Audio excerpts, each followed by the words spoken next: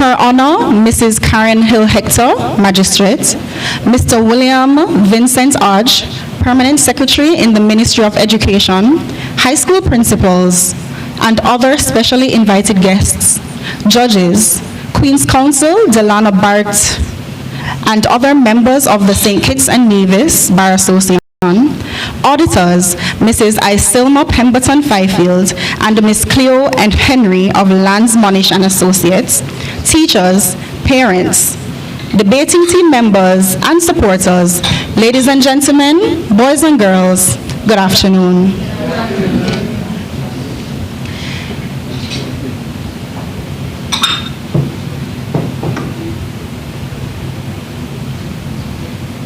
It is my pleasure to welcome everyone here this evening to our second annual debating competition, or Advocates of Tomorrow competition, that is put on by the Bar Association of the Federation of St. Kitts and Nevis. It is quite a pleasure to be hosting this event for a second time after last year's very successful competition, and we look forward to hearing what our students have for us this evening. This is one of our much anticipated events that is included in the calendar for our Law Week 2019. My name is Rochelle Duncan.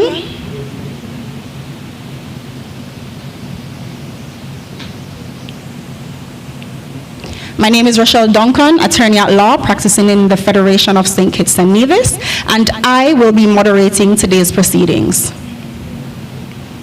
The Law Week Organizing Committee of the Bar Association extended invitations to all schools in the Federation of St. Kitts and Nevis.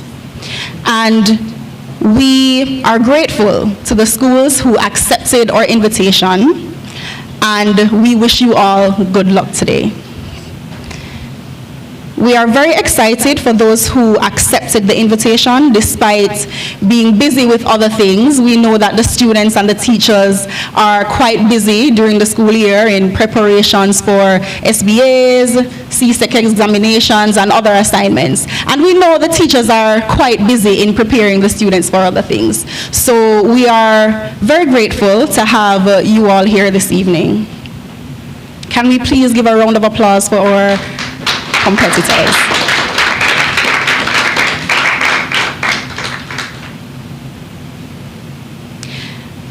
Debating is an excellent means of strengthening advocacy skills and presentation skills. It also helps to improve students' self-confidence and their poise. Debating experience further will assist students in honing their research skills, as well as helping them to learn more about current affairs. This competition also teaches students time management skills because they have to balance doing their schoolwork, other activities, as well as their preparation for this competition.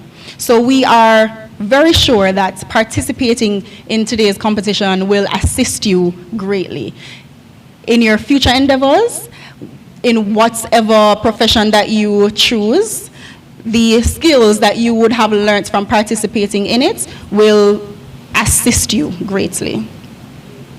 Our debating competition will take place over 2 days. It begins today, and the finals will be on Friday of this week.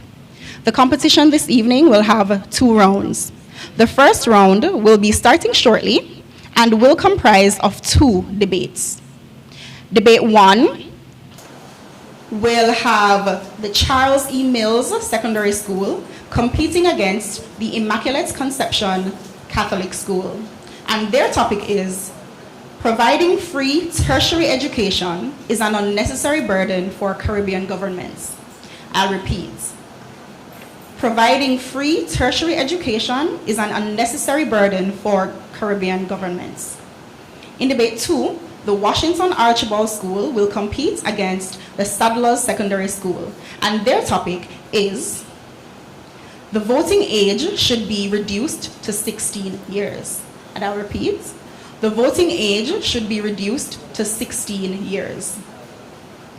These are very interesting topics, and I'm sure all of our guests today are looking forward to what our students have prepared.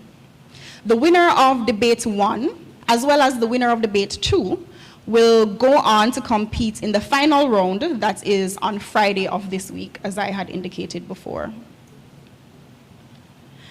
And on Friday, the topic will be, life in the Caribbean was better before the advent of social media. So I encourage everyone who is present here today to come out on Friday to support the students, and I'm sure this thought-provoking topic will encourage you to come out again on Friday. We are very excited to see the students shine, as we know they have been preparing very hard for a couple of weeks. And I'm sure we all agree that we have confidence in them that they will do well. At this time, we are going to invoke the presence of God in true St. Kitts Nevis Bar Association style. And I call on Pastor Vyomi Gomes to deliver the invocation.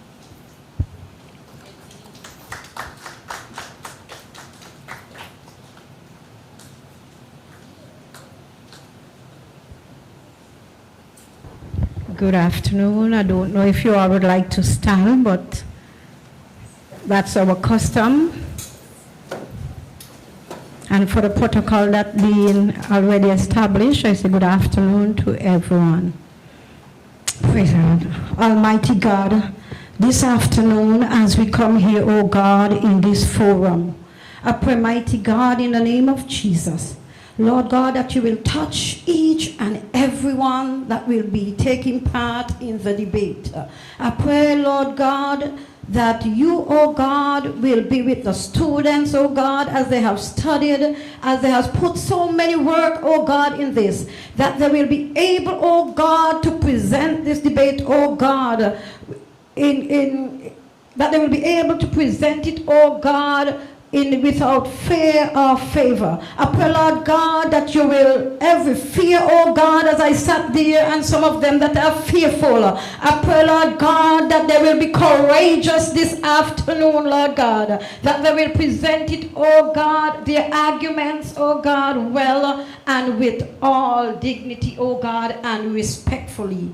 We thank you, Lord God, that in this forum we were able, oh God, to give you all the honor and all the praise, and to recognize, oh God, that without you, oh God, we can do nothing. For your word declares, oh God, that wisdom is the principal thing, and in all our getting to get understanding. I pray, Lord God, that the understanding this afternoon will be widened. In no other name but the precious name of Jesus. Amen. Amen. Could we please remain standing as I invite Ms. Shadaimon Roberts to sing the national anthem.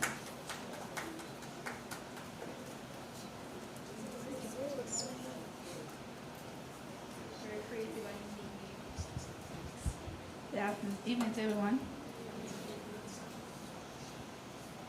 Oh, land of beauty, oh, a country where peace above, thy children stands free on the strength of will and love.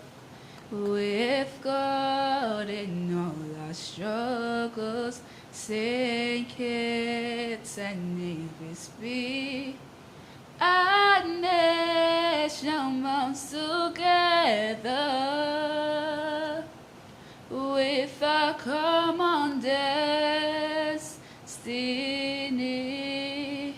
As stalwarts we stand, oh, justice and liberty with wisdom and truth. We will serve and honor thee. No sword, no spell can conquer, for God will surely defend. His blessing shall forever to posterity extend.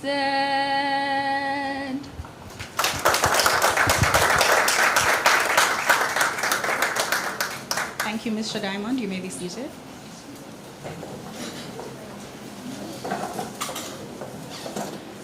I now call on the permanent secretary to deliver some brief remarks.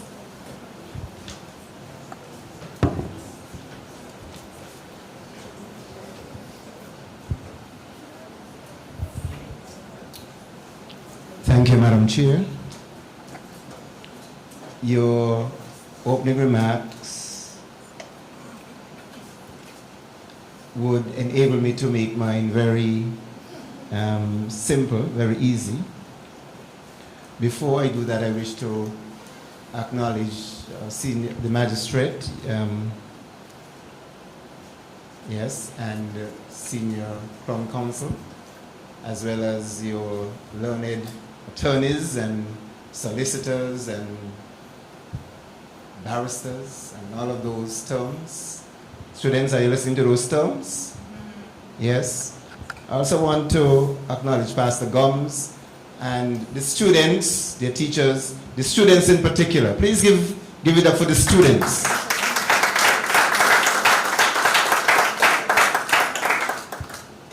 A few weeks ago, I was attending the graduation, the speech day for the ICCS, and the valedictorian was a young lady who participated in this debate series last year. Yes, you may give it up. I was at Virtuals High School last week, Wednesday I think it was, and the salutatorian was a participant in this debate series last year. Before that, the same young lady from Virtuals, she had to deliver a vote of thanks when the Social Security Board inducted the new students for this year. And on both occasions, I said to the person sitting next to me, beside me, that this young lady was a debate competitor last year in the Law Week debating competition. Last week, I listened to a number of young Methodists participate in an elocution contest, one in an effective speaking competition, and these were organized by the Methodist Circuit, the Youth and Young Adults Commission,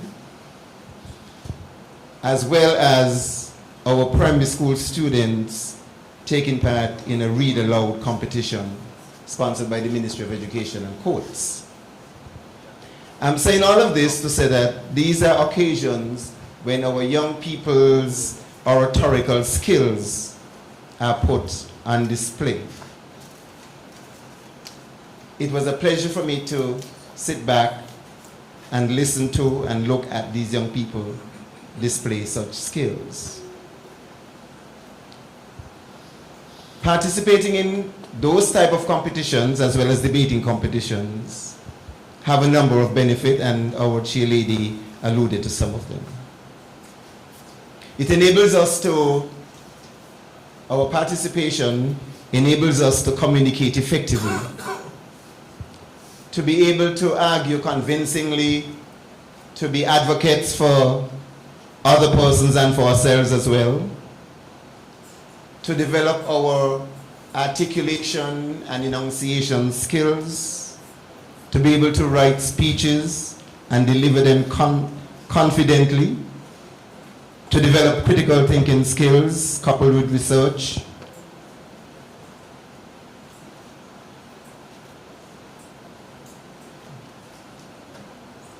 the intrinsic and the extrinsic values that we can acquire from debating are numberless. Our rhetorical skills have enabled politicians to win their seats. Right here in St. Kitts and Nevis, we can boast of some of our citizens, past and present, some who are deceased, who can be very well described as orators in their own right. And I look back at the right excellent Sir Robert Llewellyn-Batch, our first national hero, our only living national hero and first Prime Minister, the right excellent Right Honorable Dr. Sir Kennedy Alphonse Simmons, the immediate past Prime Minister, the Right Honorable Dr. Denzel Douglas, and our current Prime Minister, the Honorable Dr. Timothy Harris. And I think back again to persons like the late Llewellyn Moore, himself a lawyer, and the person of whom our judicial complex is named after. Students, you listening? Because sometimes it's amazing how much our young people don't know about this type of thing. The late Dr. William Valentine Herbert, the founder of the People's Action Movement. These are persons who we could very well describe as orators. And people may not judge you as being a good speaker, an orator, but I was amazed when I taught in the United States and had my sixth graders do a research project on Dr. Martin Luther King. And I learned from reading their work that he was given on his one of his final report cards in college, a grade C for speech. But if you know who I'm talking about, Martin Luther King turned out to be the world's greatest orator. But he was given a grade C for speech by his white professors. And we know it was clearly a matter of racism why he got that C. But that didn't prevent him from soaring to become, as I said, the world's greatest orator. The Ministry of Education fully endorses this event. And I want to say to Mr. Lieber Byron, the president of the association, that we need to meet so that we can work out the guidelines for me to say to all secondary schools that you are taking part in the debating competition. Once we have the, yes, you may applaud, because this is something that our young people need. And I'm not making any bones about it. Once we have this worked out, we're giving them enough time, you're taking part in the debating competition. So it's not any invitation to participate.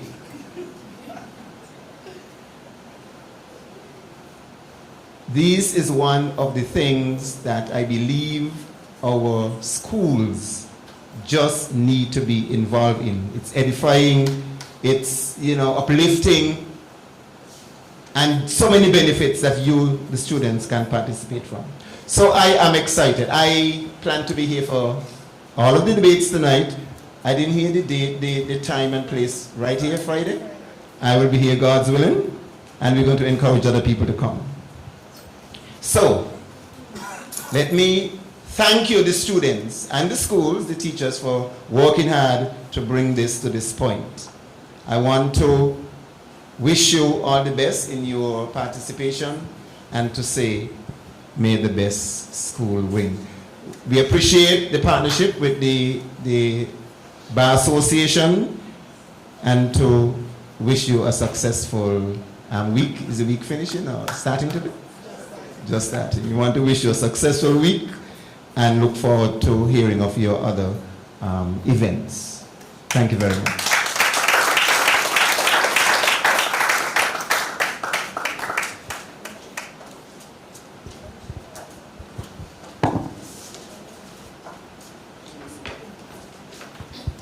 Thank you, Mr. William Arch, Permanent Secretary in the Ministry of Education. And as we are coming to a close of our opening ceremony, that is, we will now go straight into the first debate. I will repeat the moot. Providing free tertiary education is an unnecessary burden for Caribbean governments. There will be 2 speakers from each team. There will be a leader and a seconder from each team. The leader of the proposition, which is the team arguing in favor of the motion, will go first, and that student will speak for a maximum of 8 minutes.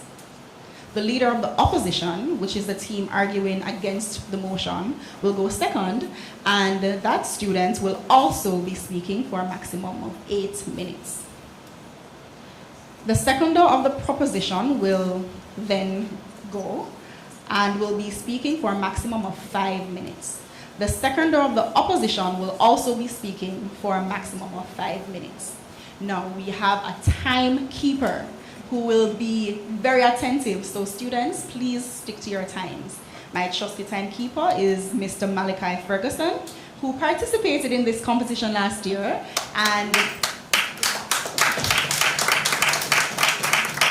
his team came second, so we are very happy to have him again this year with us. He will indicate when time is about to be up, and he will also indicate when the time is complete. When the time is complete, the debater will have 10 seconds to completely wrap up his or her presentation. After that period, I will then ask the debater to have his or her seat.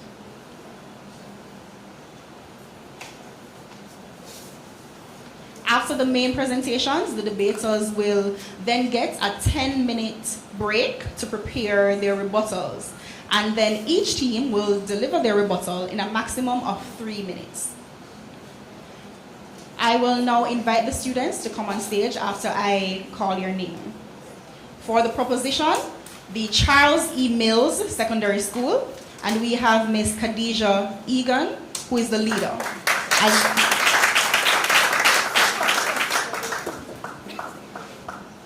We also have Dariella Warner, who is the seconder.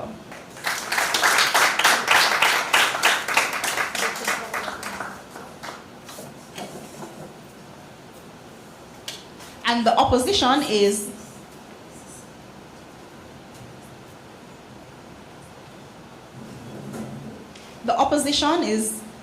from the Immaculate Conception Catholic School, and the leader is Adara Abram.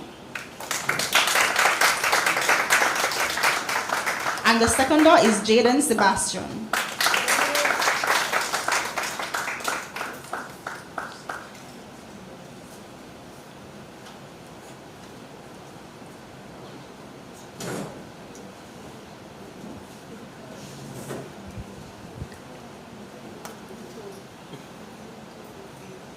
I now have the privilege of introducing our judges for this evening's moot. We have 3 judges.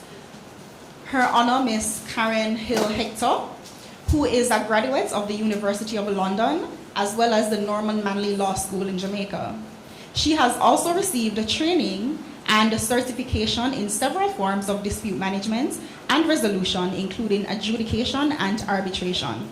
Mrs. Hill Hector has been admitted to practice in the Federation of St. Kitts and Nevis, as well as in Jamaica.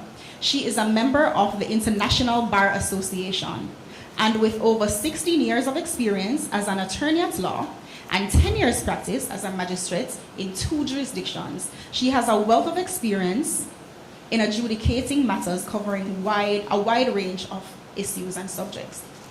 In 2018, she served as an evaluator or judge in the annual International Criminal Court Moot Court competition, which included participants from 60 universities and 46 countries from all over the world. Might we have a round of applause? Our second judge, Mrs. Tashna Powell Williams, hails from the beautiful island of Jamaica, the land of wood and water, and is an established attorney at law in the Federation of St. Christopher Nevis, with 17 years of experience within the jurisdiction of the Eastern Caribbean Supreme Court. Mrs. Powell Williams holds a Bachelor of Laws degree from the University of the West Indies and a legal education certificate from the Norman Manley Law School, as well as a postgraduate certificate in business administration from the Kellogg Graduate School of Management. Having been called to the bars of Jamaica and St. Christopher Nevis, she has appeared at all levels of the court.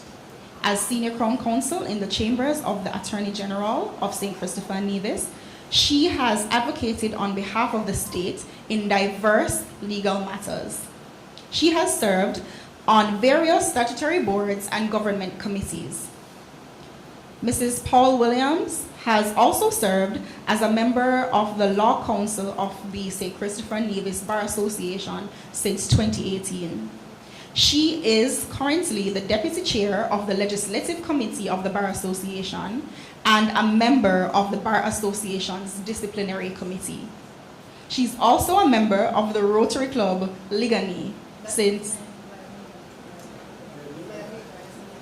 I'm sorry? Oh, La Amiga, since 2011. My apologies. Might we have a round of applause?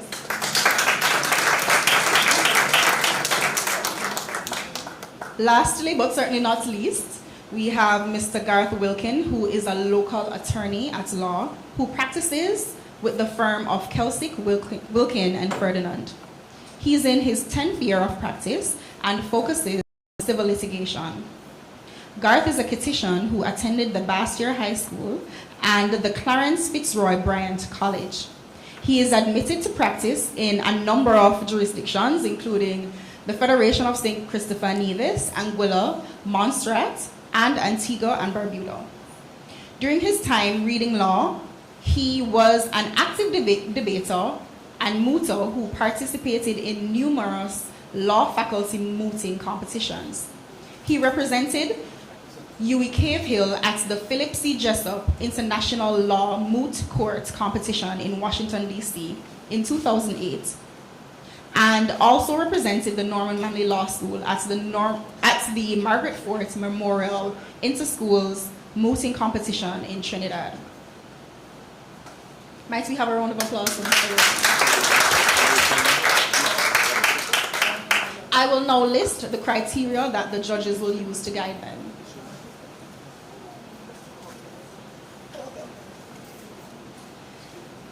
The criteria includes soundness of points, logical development, audibility and clarity, posture and personality, command of language, coordination, recall and analysis, spontaneity, command of material, and body language.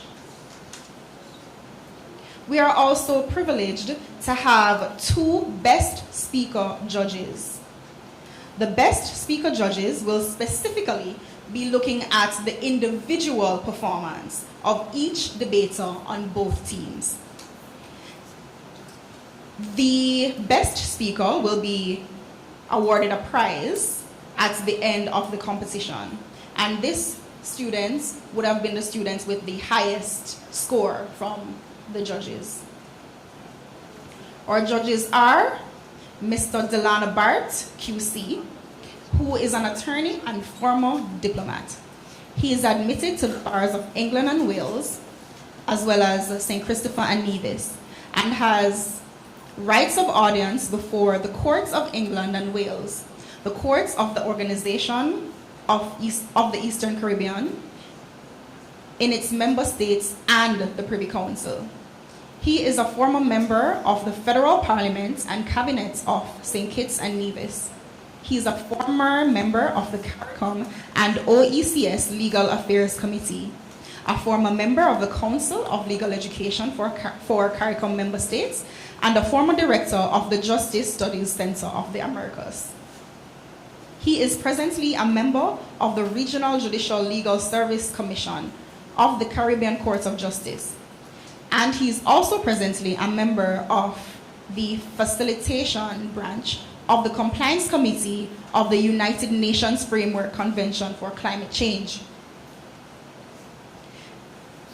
His professional experience includes the practice of law before the courts of England and Wales, the OECS courts, serving as Attorney General, Minister of Justice, and Legal Affairs of St. Kitts and Nevis for 11 years.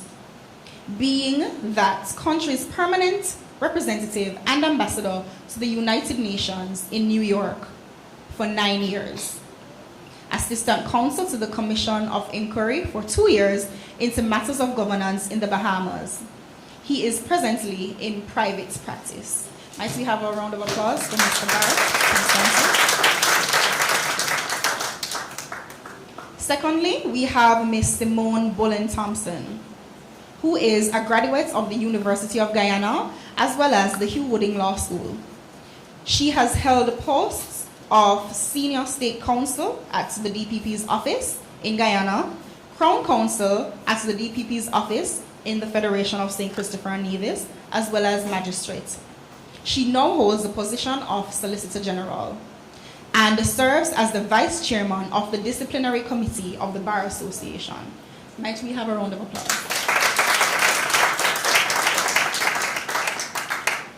Our two best speaker judges will grade each debater on the following criteria: audibility and clarity, articulation, voice modulation, command of material, persuasiveness, fluency, eye contact, and body language.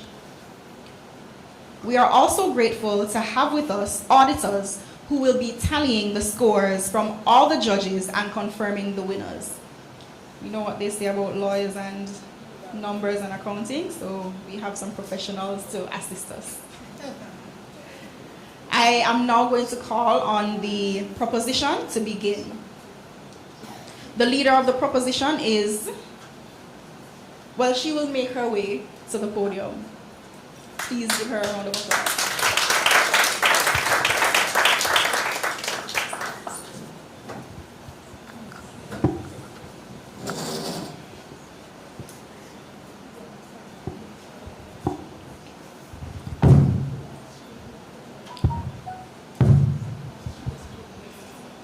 Good evening.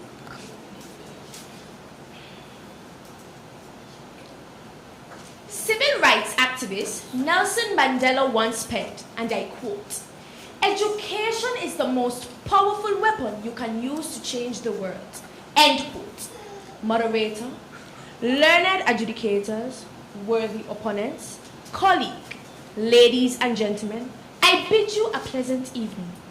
It is against the aforementioned quote that I rise to emphatically propose the moot which reads, "Providing free tertiary education is an unnecessary burden for Caribbean governments." In order to get to the crux of this issue, permit me to define the key terms within the moot. Free, as defined by the Merriam-Webster Online Dictionary, is not costing or charging anything, while tertiary education refers to education at the college or university level. Burden, as defined by MacMillanDictionary.com, is a serious or difficult responsibility that one has to deal with. In my discourse, I will demonstrate how free tertiary level education causes Caribbean governments to take on serious or difficult responsibilities by one, highlighting the concept of free as just being a myth and a facade to make it sound attractive. Two, discussing how it affects the quality of education whilst deteriorating our economy. And three, explaining how it would decrease the completion rate, thereby placing our economy at risk. Moderator, free education is a myth, a facade if you may. Persons are paying for it, and they are the taxpayers.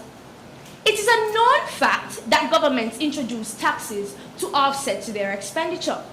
This increase in taxes by the government reduces the people's disposable incomes. Isn't this unfair? Additionally, the overcrowding of tertiary level institutions caused by this free education means the already limited resources of the government will ultimately be depleted. Although this type of education can be deemed free for the students, our Caribbean governments are feeling the whiplash of this unnecessary burden. Resultantly, they are forced to keep borrowing money to finance this so-called free education, making us more indebted to other nations. Moderator, I am supported by IADB.org's article dubbed OECD Latin American and Caribbean Economic Outlook 2018. It says, and I quote, "Caribbean governments are facing serious fiscal and debt challenges. Budget expenses for education in the Caribbean are rising." End quote. Is this not what we call a serious or difficult responsibility? Is this not very costly? Moreover, moderator, educational pundit Scott Hammond, in his book entitled My View, free education will hurt higher education and students, posited, and I quote, free education affects the quality of education due to the lack of resources and being overcrowded, end quote. This suggests that an increase in the number of students may very well reduce the quality of education in the classroom due to limited one-on-one contact with the lecturers. Factors like these mean that free education will work against its true purpose. This is also supported by WorldBank.org's article on higher education, as they would have noted that, quote, the large numbers of students put a strain on publicly funded institutions of higher learning, and many countries with limited resources are struggling to finance the growing needs of a larger student body without compromising the quality of their educational offerings, end quote. Moderator, millions of dollars are wasted each year on our school meals program. And to add insult to injury, students are just throwing the food away. Imagine what they are doing with, as the colloquial saying goes, something they can't eat, like our education system. Which brings me to my next point. Free education will decrease tertiary education completion rates, leaving students without the benefits of a full college education and degree. Jack A. Chambliss, economics professor at Valencia College, said that with a free college program, quote, potentially millions of young people who have no business attending college would waste their time and taxpayers' dollars seeking degrees they will not obtain, end quote. Free tertiary education would do people into a sense of belonging, only to find that their work ethic, intelligence, and aptitude are not up to the rigors of advanced tertiary education. Can you envision the problems that will potentially arise? Do we want to produce and promote square pegs in a round hole? Moderator, too many students would have wasted the financial resources of our governments to start a tertiary program that they did not finish because they are not paying from their pockets. Again, another difficult responsibility placed on our Caribbean governments caused by the provision of free education. Conclusively, Caribbean governments can instead assist by making a contribution towards the cost of tertiary education, but not, and I repeat, not provide free education for all of its citizens. Moderator, I have laid the foundation of our argument, and my colleague will fortify the walls in just a moment, as we remain resolute in the stance that providing free tertiary education places an unnecessary burden for our Caribbean governments.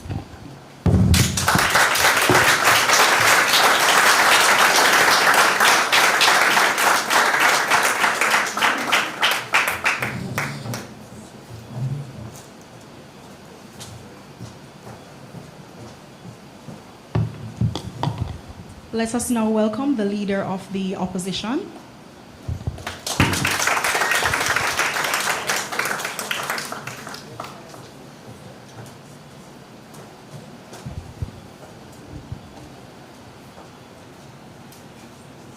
Nelson Mandela once said, and I quote, "Education is the most powerful method that you can use to change the world." I'm sure all of us have been told by an adult that children are our future, meaning that we are expected to make a difference in the world. And even the very name of this competition, Advocates of Tomorrow, stresses that recycled saying. Yes, education on a whole is important, but tertiary education is one of the most essential factors in influencing societal changes. If I, as an individual, cannot afford said opportunity, does that mean that I should be exempted from the chance of making the impact on society that I have been told I would all my life? This should not be so. It is in this light that my teammates and I strongly oppose the move and argue that free tertiary education is not an unnecessary burden to Caribbean governments. Honorable judges, Madam Moderator, my worthy opponent, and the invited audience, Good evening. Enable me to define the key terms of my argument. According to Merriam-Webster's dictionary, free means not costing or not charging anything. Tertiary education means college or university level education beyond the secondary level. And according to Cambridge Dictionary, unnecessary means not needed or wanted, and burden means duty or responsibility. Yes, I will admit that free tertiary education is a costly investment for Caribbean governments. But Aristotle put it best when he said, the roots of education are bitter, but the fruit is sweet. Madam Moderator, free tertiary education ensures equal opportunities for all members of a nation, privileged and underprivileged alike. According to the Eastern Caribbean Central Bank's OECS development strategy for the year 2019, one of their main objectives was to improve the quality of life of every citizen of the OECS territory through equitable and easy access to quality social services, including health, education, and social protection services. One can no longer simply say that one's future would be bright or dim because of one's financial status. Madam Moderator, judges, audience, picture a family. A low-income nuclear family where the parents never went to college because their parents could not afford it. Their daughter, Mango, has graduated from high school and wants to further her education, but her parents cannot afford it. And the prospect of being able to take a loan is out of the picture because they have no collateral backing. So, Mango, with only a high school degree as her credentials, gets a low-paying job. Time passes and she gets married, has children, and then several years later, her children do the same. Then their children, and so forth, leading to a generation of poverty. Madam Moderator, free tertiary education level helps individuals to end poverty cycles in their families by achieving more than just a high school diploma. How is free education a burden when it helps to relieve a burden? Free higher education also leads to a larger and more productive and innovative workforce. In this ever-changing society, the need for highly skilled and specialized people like engineers, contractors, doctors, and most importantly, entrepreneurs and service providers is growing. I'm sure all of you in the audience have benefited from the services provided by a local mechanic or eating the scrumptious meals prepared by a sous chef at one of our local restaurants. Would you be surprised to learn that some of them are graduates of our local college institution, CFBC? According to the Organization of the Eastern Caribbean State, research shows a close correlation between educational attainment and the economic performance of a country. Notably, every country, including developed economies, have placed a priority on achieving internationally recognized educational benchmarks. No longer can the secondary training of yesterday satisfy a population that is hungry for a technological society. In recent years, we now benefit from things like solar panel farms, which according to the Caribbean Journal staff is worth $1.55 million and can save governments like St. Kitts up to $8 million per year. Free tertiary education would not only provide a highly skilled workforce, but would satisfy a local and global economy. Madam Moderator, how could that be an unnecessary burden to government? I say it is rather a relief. Financial benefits to the government outweigh the cost of providing free tertiary education. Yes, I know what you may be thinking. What is this little girl talking about? Well, Studies conducted by the World Bank describes how 24 developing countries have integrated themselves more closely to the global economy, experienced a rise in the average wage, and increased health outcomes.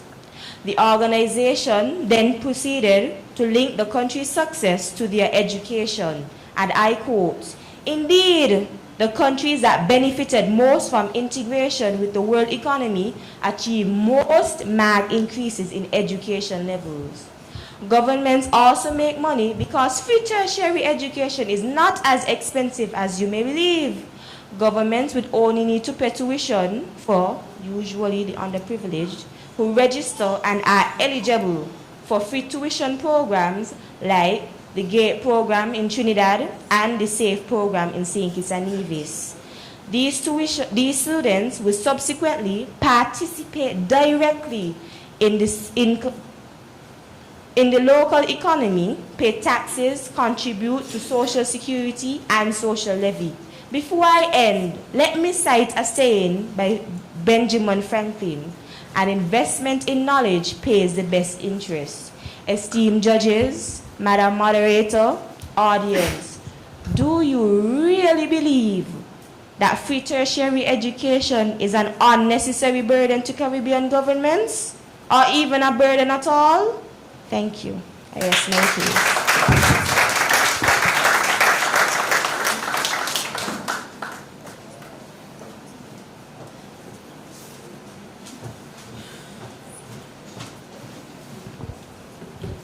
Thank you, leaders of the teams. The leader for the proposition utilized 6 minutes and 19 seconds, and the leader for the opposition utilized 7 minutes and 34 seconds. With that in mind, I now invite the seconder of the proposition.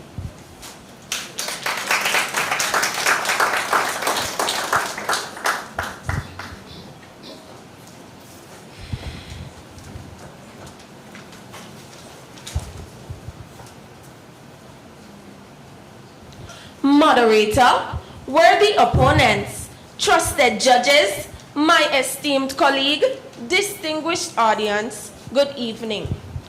To further solidify the argument so eloquently tabled by my learned colleague, I will outline how several Caribbean governments have moved from providing free tertiary education to having their citizens pay a cost, as they have recognized the unnecessary burden that free tertiary, and allow me to emphasize once more, free tertiary education places on them. Firstly, let me elucidate the case of Barbados. Prior to 2014, the Democratic Labour Party government financed 100% of the tuition and economic costs that UWI mandated. Barbadians paid absolutely nothing. However, this free access to tertiary education became a source of woes, aches, and pain for the government. As a result, in 2014, the administration implemented a policy which required Barbadians pursuing studies at UWI to pay their own tuition fees. Although some pundits may have viewed this as a political massacre, Chris Sinclair, Finance and Economic Affairs Minister, made it blatantly clear that a controversial policy had become necessary as a result of the exponential cost of university education, which the government could no longer sustain. It was simply too much of a strain on their finances. Moderator, if the change of heart in Barbados is not enough to convince you, I am obliged to illustrate how Trinidad, who provides free tertiary education, has suffered a staggering blow to its economic growth. According to the summary of the Ministry of Education's expenditure, divisions and projects, over 7 billion Trinidad and Tobago dollars have been spent by the government from 2004 to 2017. During this period, the money was spent on the government assistance for tuition expenses program, which was designed to make tertiary education affordable to all.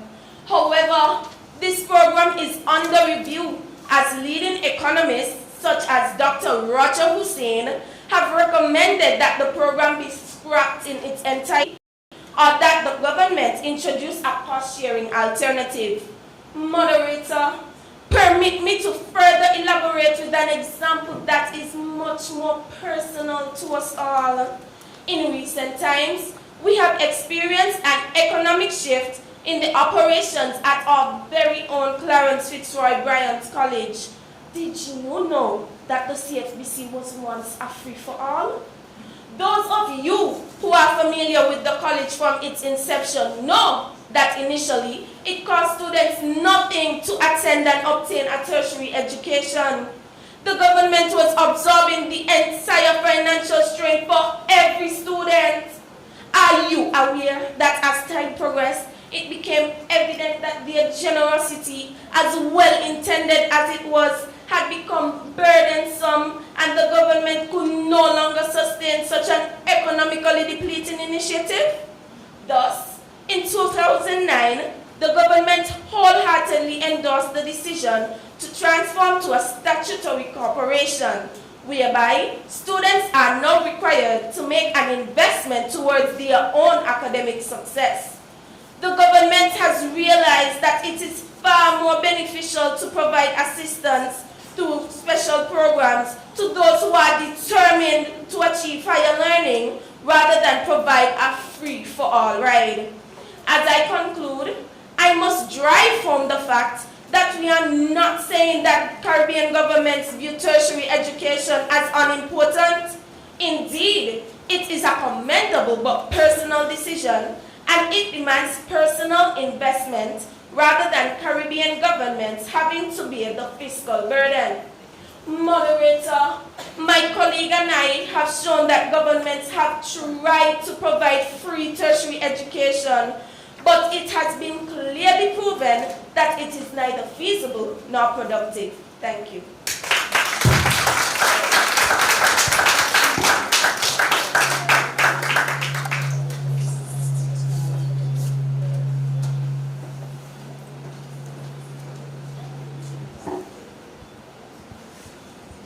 The second law used 4 minutes and 21 seconds. The students are doing very well thus far, especially in utilizing the time, as we give them a round of applause. As I now invite the second law for the opposition. Continue the applause.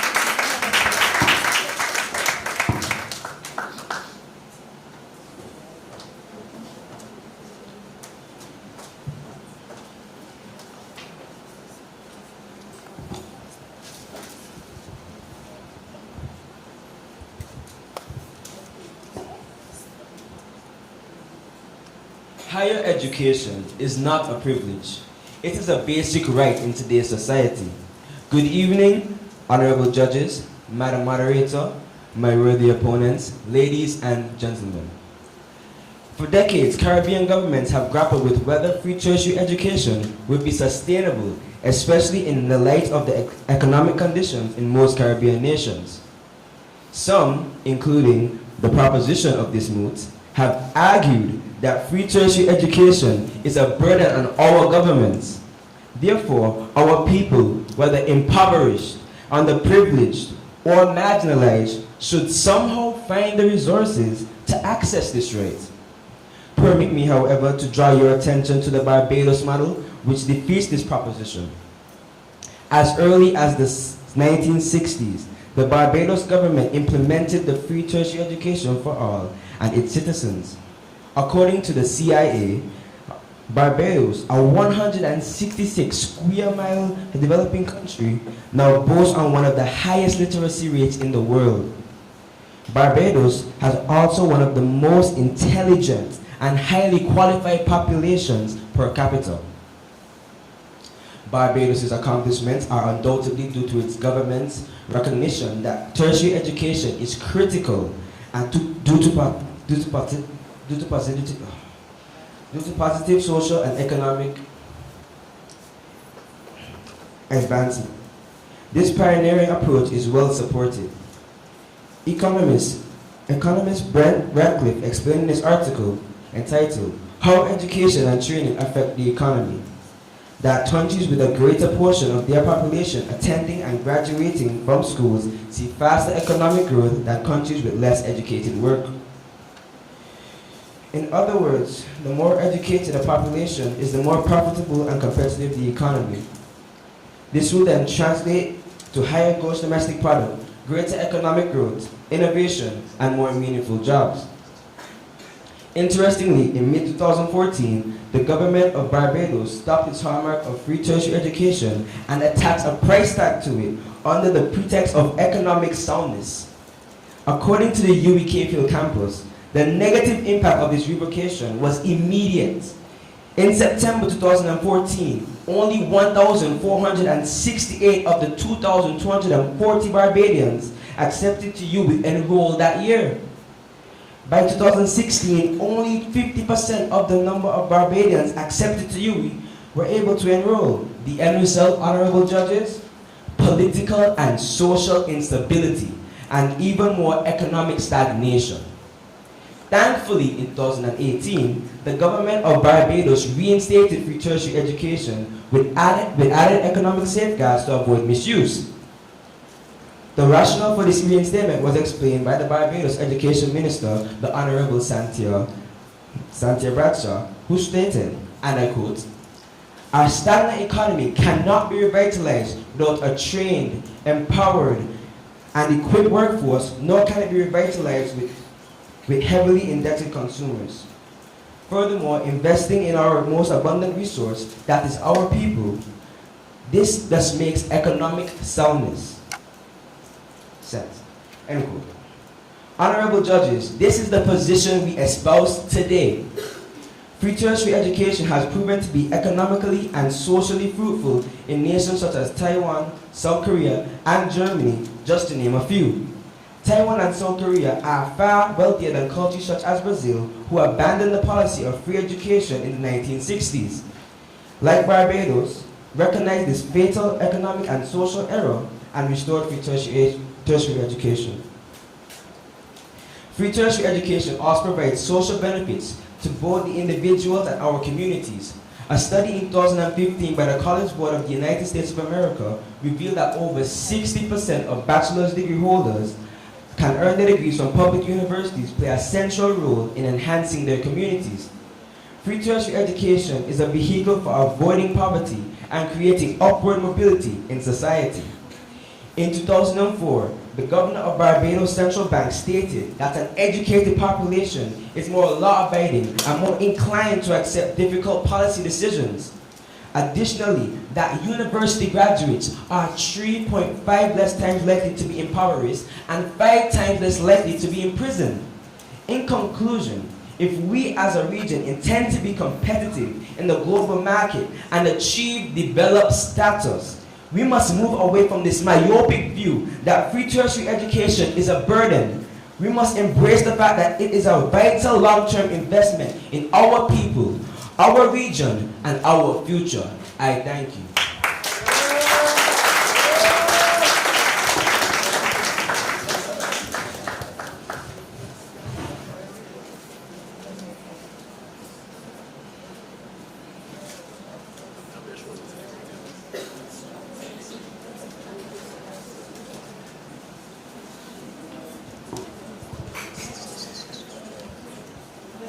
Utilized 5 minutes and 18 seconds.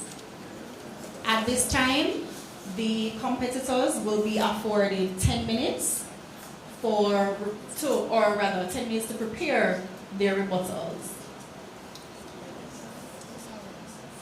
So we are kindly asking the audience to be as silent at this time as possible so that our students can properly prepare their rebuttals.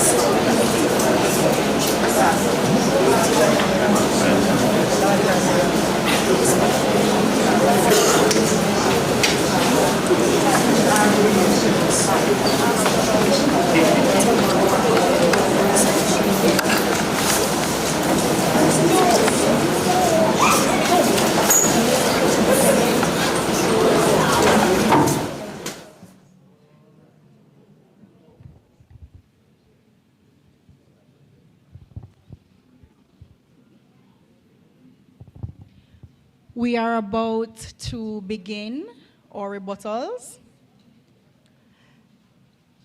As stated before, each person will receive 3 minutes to rebut, and the opposition will go first. So I now invite the opposition to make their rebuttal.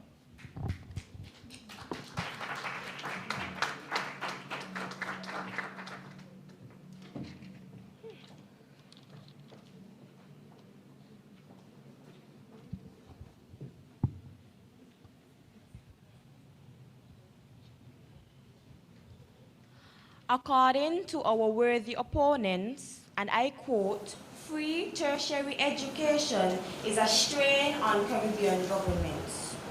But I rebuke this and say that it is a long-term investment to our future. Studies made by the OECS shows that Caribbean governments spend less than 20% of their GDP on education, and over 85% of this goes to primary and secondary education. If citizens do not,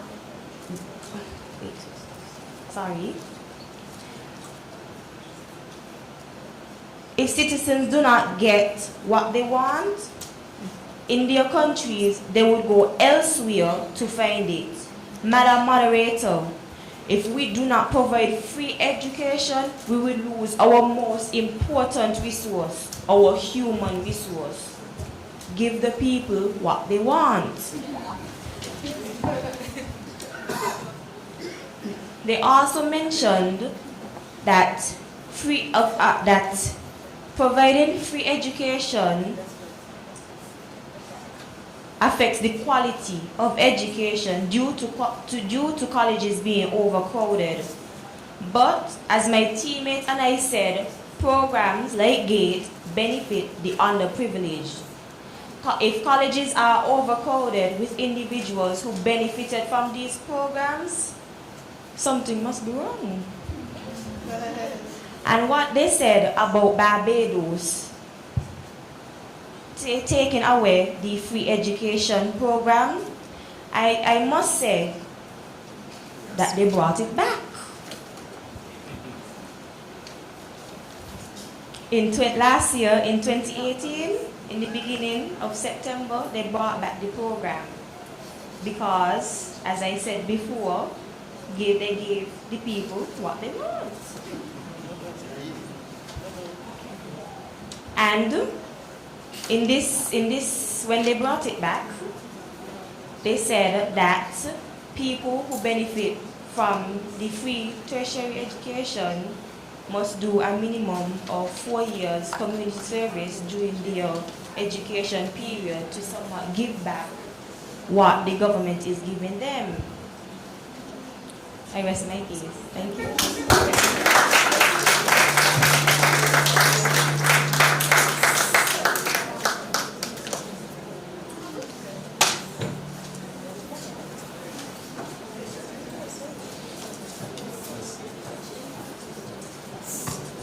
The speaker used 2 minutes and 38 seconds. Now I invite the proposition to come forward and to present their rebuttal.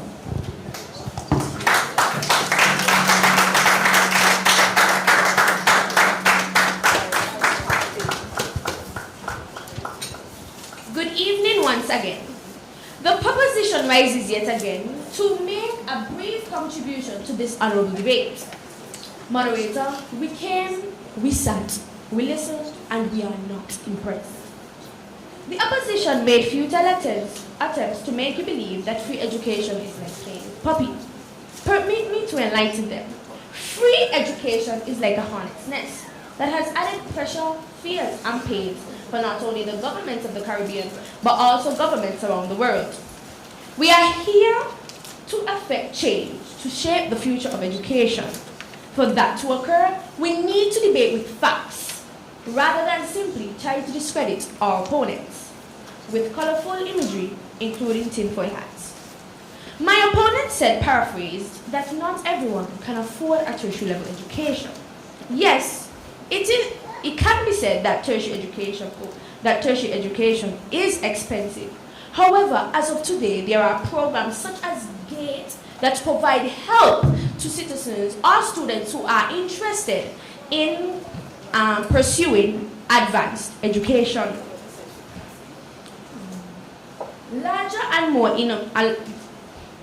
Additionally, they stated that a larger and more innovative workforce, there will be a larger and more innovative workforce on the international and local level.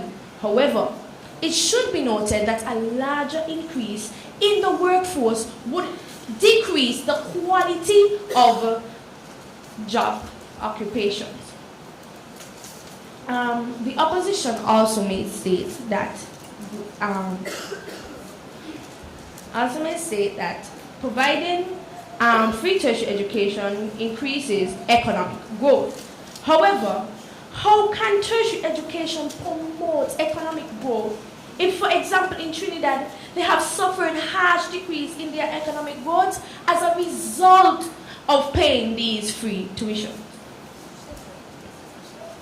The question is now then, moderator, what happens when our government's generosity does not keep the pace of tertiary education costs, or increases in demand, or both? The government will most likely have to foot most of the bill for the exercise, adding pressure and problems on a national budget already straining at the seams, and possibly pushing its sovereign credit rating further into junk territory. If it is worth having, it is worth paying for. I have a heart moderator, so of course there will be a program set in place for indigent individuals to access tertiary education. Moderator, we have no choice but to rest our case with this statement because we have to remain true to our cause. Free tertiary education is definitely, without a shadow of a doubt, an unnecessary burden to our Caribbean government.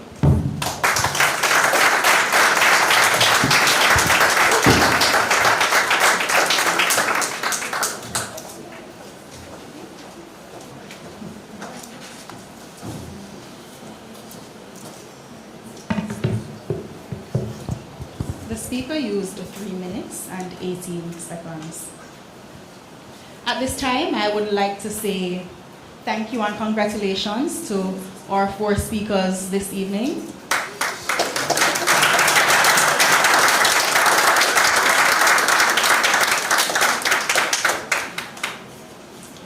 And at this time, the judges will retire to do their deliberations.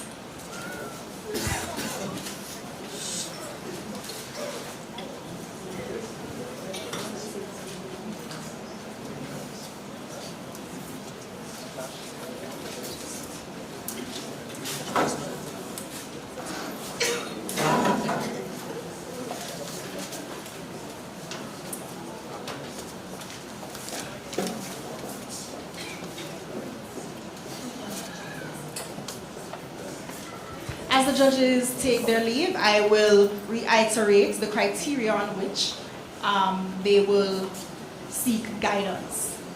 They are looking for soundness of points, logical development, audibility and clarity, posture and personality, command of language, coordination, recall and analysis, spontaneity, command of material, and body language.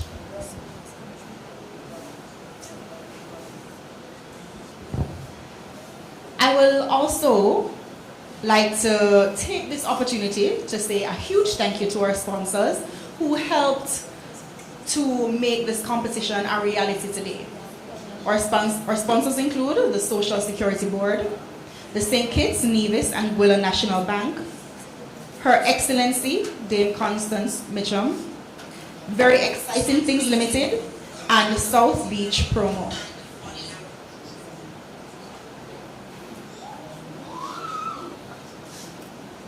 Ladies and gentlemen, we will also like to take this opportunity to remind you all that this competition is a part of our Law Week activities. We started off yesterday by asking God to bless the events that will take place over the course of this week. And today we are having our debating competition, as you obviously know because you are here.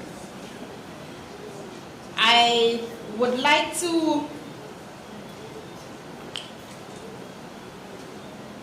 share with you the activities that we have for the upcoming week.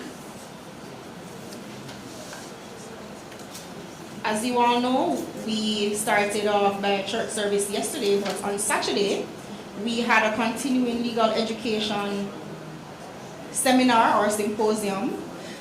And in the evening on Saturday, we had our hyperlink event where we launched the St. Kitts Nevis Bar Association website that is now available for viewing.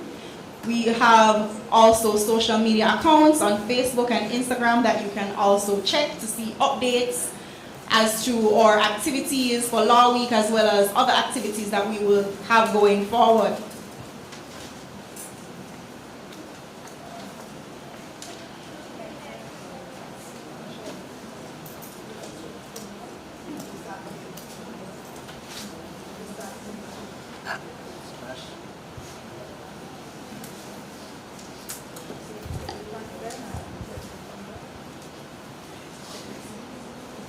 inviting our debaters to rejoin the audience as we are about to start debate number 2. And we thank you for participating, and I'm sure your coaches are very proud of you.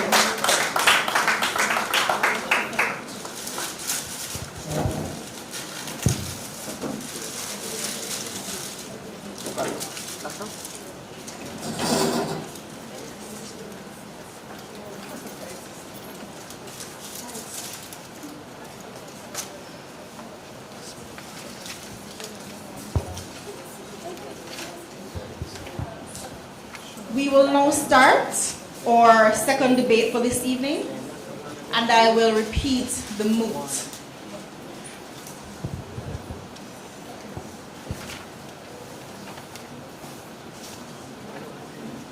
But before I do so, I would like to call on stage the participants for this moot. The proposition is from the Washington Archibald High School.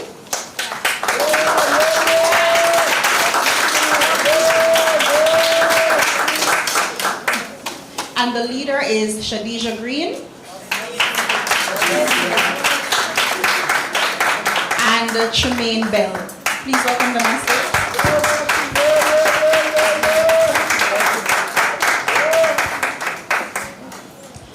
And for the opposition, we have the Sadler's Secondary School. The leader is Gian Mike. And the seconder is Micaiah Cranston.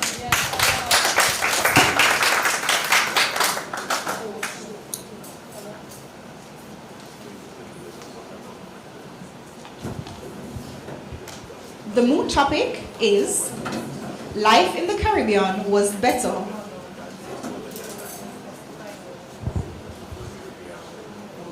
The moot topic is the voting age should be reduced to 16 years.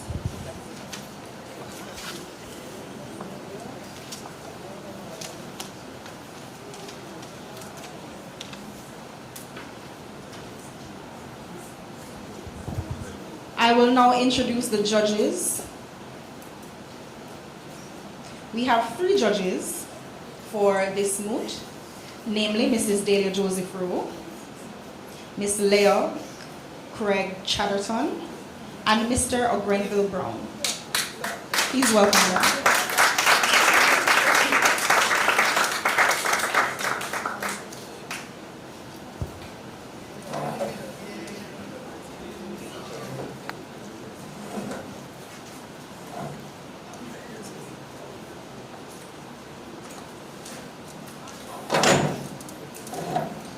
Correction, ladies and gentlemen, the leader for Sadler's Secondary School is Micaiah Cranston.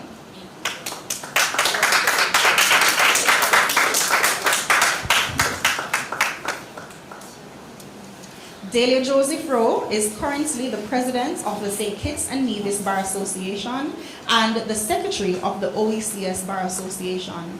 She is the managing partner of the law firm Joseph Rowe, which operates from Charlestown, Nevis.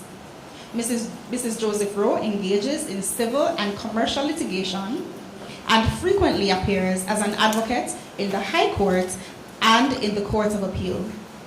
Mrs. Joseph Rowe has previously been selected to judge debating competitions, including the Leeward Islands debating competition that was held in Nevis in 2017. Miss Leah Chatterton was born in St. Kitts with a Nevisian mother, a Dominican grandfather, and a Barbadian great-grandfather. She is a true illustration of Caribbean integration. Am I right? Yes. She read law at the University of the West Indies, Cave Hill campus in Barbados, where she graduated with her Bachelor of Laws in 2008. After a 2-year stint at the Norman Manley Law School, she was the proud recipient of a legal education certificate in 2010. Upon her return to St. Kitts, she was admitted to the St. Kitts Nevis Bar in 2010. She was then employed as an associate attorney at Mitcham and Benjamin under the direct tutelage of the first female member of parliament in St. Kitts and Nevis, Her Excellency Dame Constance Mitcham. She also worked as general counsel at the International Investments and Consulting Limited before eventually yielding to the lure of entrepreneurship when she founded Craig Chatterton Attorneys at Law in April 2013. Leah is also a proud Rotarian since 2012 when she joined the Rotary Club of St. Kitts. Since becoming a Rotarian, she has served in multiple capacities in the club, including club president for the term 2018 to 2019. And last but not least, apparently we will leave all of the men for last in terms of introduction of the judges. But certainly not least, Mr. Grenville Brown is a partner in the chambers of Brown and Associates, where the practice revolves around criminal and constitutional law. Grenville read law at the University of Birmingham in England, where he obtained his bar professional training certificate. He holds a legal education certificate from the Norman Manley Law School, Jamaica. He is called to the bar of England and Wales and is a member of the St. Kitts and Nevis Bar Association. Might we please have a round of applause for our three esteemed judges. At this time, as we commence the moot, we will have the leader of the proposition. Please give the leader a round of applause.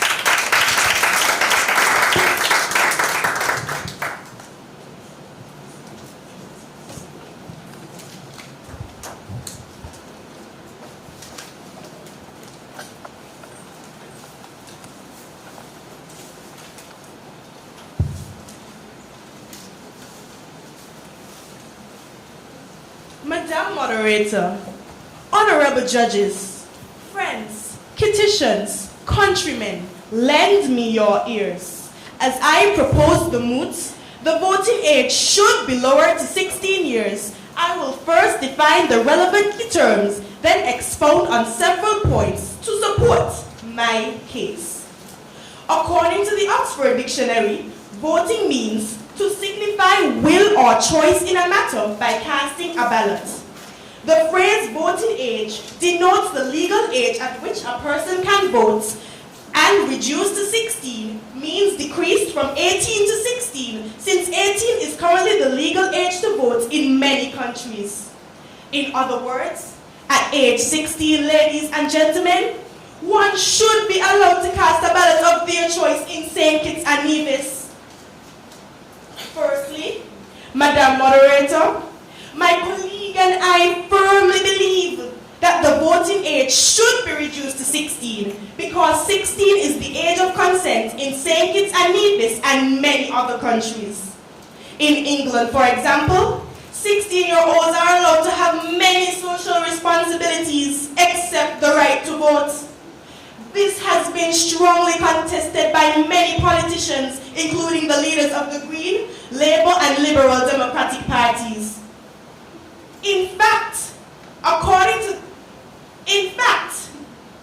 the British Independent newspaper dated May 2019, Molly Scott, a Green Party MP, said, if at 16 you can pay taxes, get married, join the armed forces and leave home, you should be entitled to have a say in the direction in which your country is going.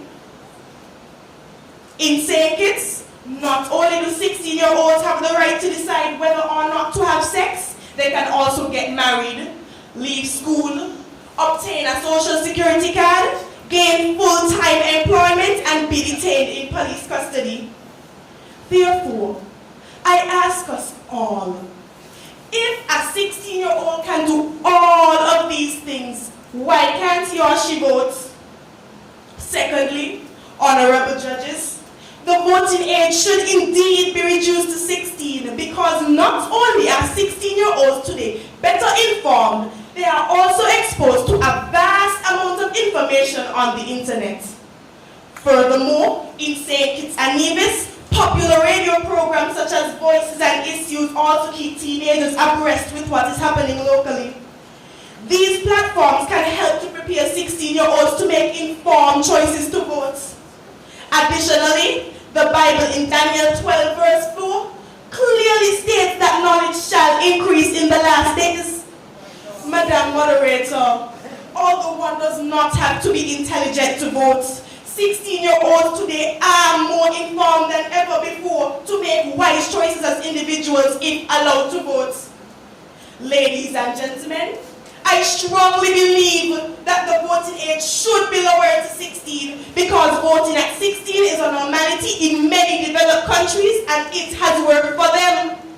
The May edition of the Irish Times states that Austria became the first EU country to reduce the voting age to 16 since 2007.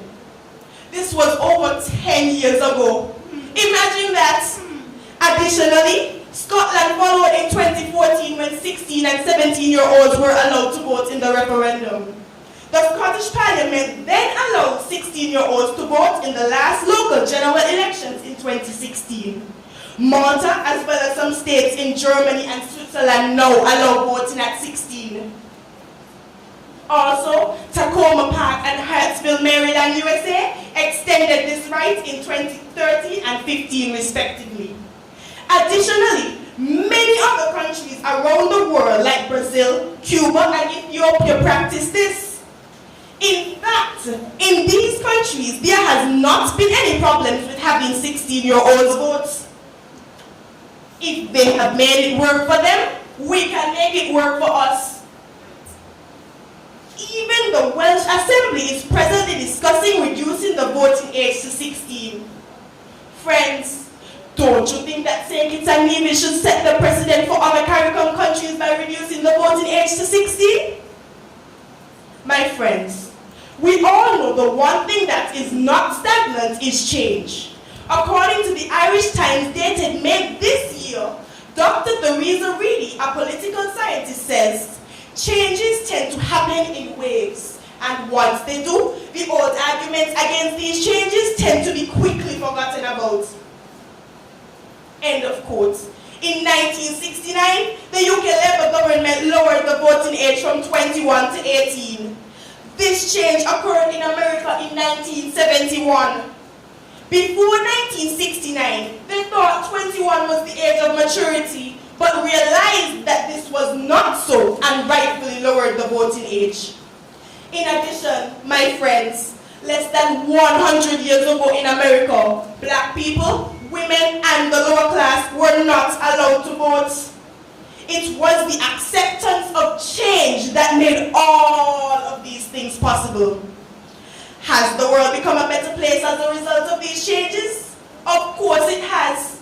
We too can grow from reducing the voting age from 21 to 18, from 18 to 16, the same way other countries have gained by reducing it from 21 to 18. In closing, Madam Moderator, the Constitution in St. Kitts and Nevis can be changed to include voters at age 16. Our country is developing, and with development comes change. Over time, every country in the world improves itself, and St. Kitts and Nevis cannot be excluded.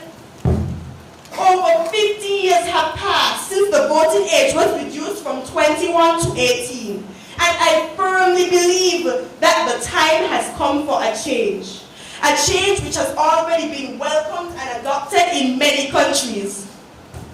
Just like Dr. Martin Luther King Jr., who had a dream, I have a dream. I have a dream that one day in St. Kitts and Nevis, 16-year-old citizens will not be judged by their perceived level of maturity, but by their interests and capabilities.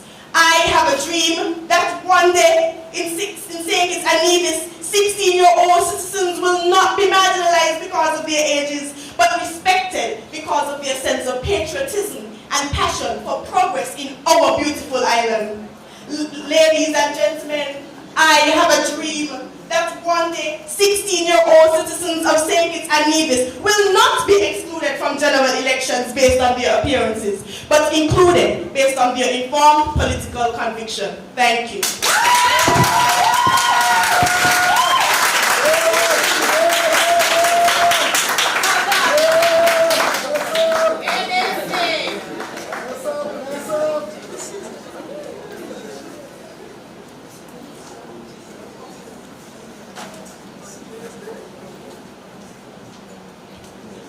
speaker used 7 minutes and 38 seconds.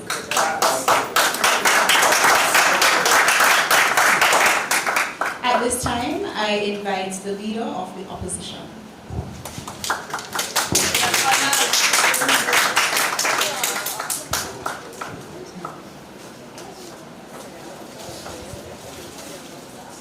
Madam Moderator, honorable judges, my esteemed opponents, my colleague, ladies and gentlemen, good evening. Tonight, it is an honor and a privilege to oppose the move. The voting age should be reduced to 16 years. Madam Moderator, studies have shown that children under the age of 18 are not mature enough to participate in any election.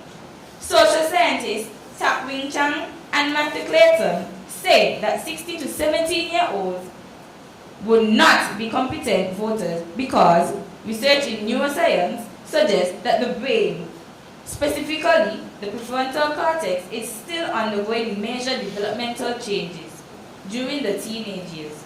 Additionally, the prefrontal cortex is what enables us to weigh dilemmas, balance trade-offs, and in short, make reasonable decisions in politics. Is it because of this level of immaturity why persons at age 16 are subjected to different criminal responsibilities and are not allowed to join the military without parental consent? Is it?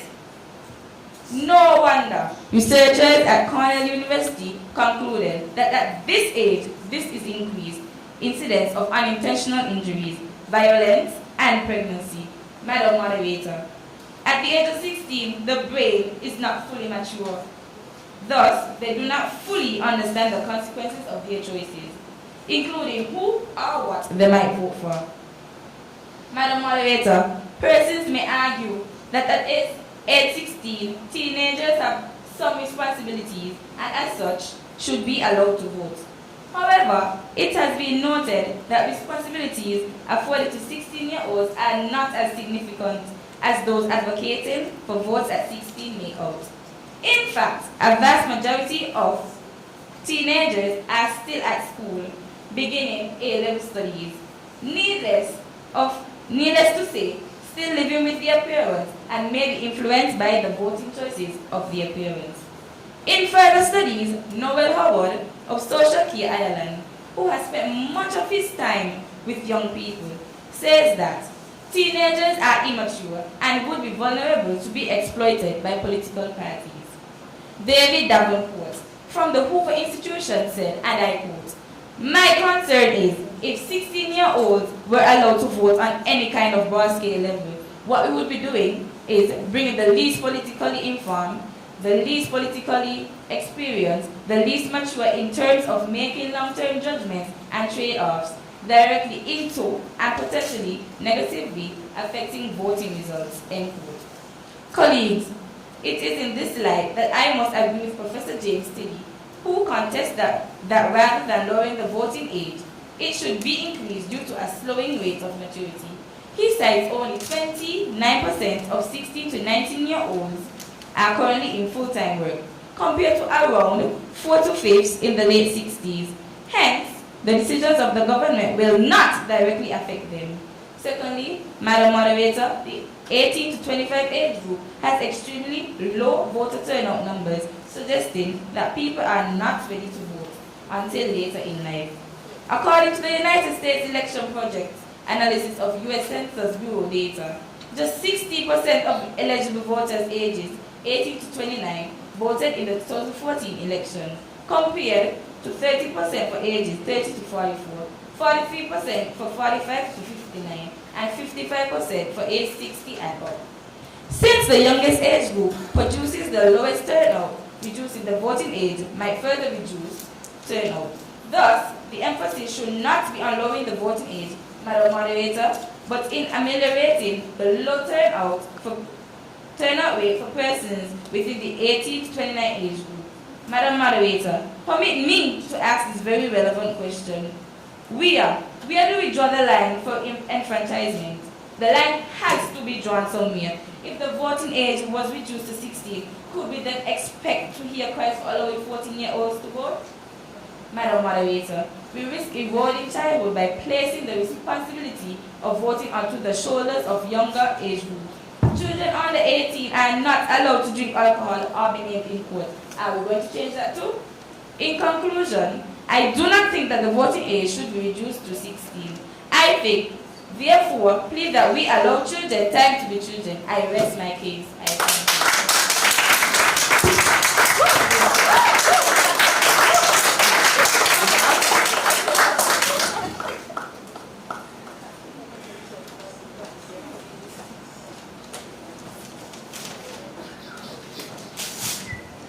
The speaker used 4 minutes and 58 seconds. At this time, I invite the seconder from the proposition.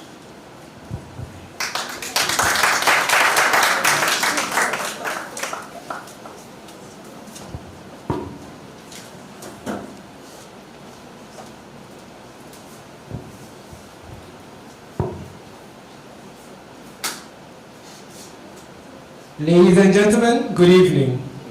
I must further cement the argument that the voting age should be reduced to 16 by expanding 4 more points. Firstly, 16-year-olds today are interested in politics and other matters that affect them and should have a say in how they are dealt with. Greta Thunberg, a 16-year-old, is a typical example. At 15, Greta campaigned outside the Swedish parliament for more action to be taken against global warming. Her actions triggered a worldwide movement where thousands of students left school to march against global warming. Despite her age, she also addressed the United Nations just last year. Honorable judges, Greta was able to influence the world even though she was below 16. Additionally, in 2014, Malala Yousafzai, at age 17, received the Nobel Peace Prize for her work as an educational activist. Friends, issues such as climate change do not only affect 18-year-olds, but 16-year-olds also. Greta and Malala were given the opportunity to make a difference. If they can do it, so can we. Secondly, the voting age should be reduced to 16 because when allowed to vote, there was a higher turnout rate amongst 16-year-olds than any other age group. The Irish Times explained that the higher turnout rate of 16 and 17-year-olds was higher in the Scottish referendum than other groups, where 75% of 16 and 17-year-olds voted as opposed to 54% of 18 to 24-year-olds. In Ireland, it is estimated that over 1 million 16 and 17-year-olds would vote if the voting age is reduced. Just imagine how many young Kittians would be able to exercise their franchise if the voting age is reduced. Furthermore, the politicians elected today have a direct influence over whether or not we, the young people, inherit a livable planet. Therefore, why can't we have a say who those politicians are? A 16-year-old in St. Kitts and Nevis can attend and listen to political campaigns. In fact, each political party in St. Kitts and Nevis has a youth arm. The youth arm of the Labour Party and Team Unity conducts activities that allow the young people to hear their views, which directly influence decision making. So why must young people be so involved and yet denied the opportunity to vote? Madam Moderator, it is easy to say that 16-year-olds are not mature enough to vote. But the fact that we are here today debating about issues at this high level is indicative of our abilities. Moreover, every year, 25 young people, including 16-year-olds, are recognized by the government for their outstanding achievements in various categories. My friends, according to the Nation's magazine, Congresswoman Presley says, and I quote, a 16-year-old in 2019 a 16-year-old in 2019 possesses a wisdom and maturity that comes with 2019 challenges, hardships, and threats. A 17-year-old will bring with them the 2019 hopes to be the first in their family to earn a college degree. End of quote. Madam Moderator, I too want to echo the view of this wise Congresswoman. A 16-year-old in St. Kitts and Nevis will be no different. They will bring with them the 2019 experience of working in Ram Supermarket just to make ends meet. They will also bring with them the desire to attend university. In conclusion, let us not marginalize our young people by not allowing them to vote, but empower them. Political education should be offered at the CSEC and CAPE levels in St. Kitts. According to the U.S. Election Reform Group Fair Vote, evidence suggests that the earlier in life a voter casts their first ballot, the more likely they are to develop voting habits. Congresswoman Presley says, and I quote, now is a time to demonstrate 2019 courages that matches the modern 16 and 17-year-olds, end of quote. U.S. Speaker of the House Nancy Pelosi and British billionaire Richard Branson also endorsed a call to lower the voting age to 16. Let us not focus on what the young people cannot do, but focus on what they can do and equip them to do more. Thank you.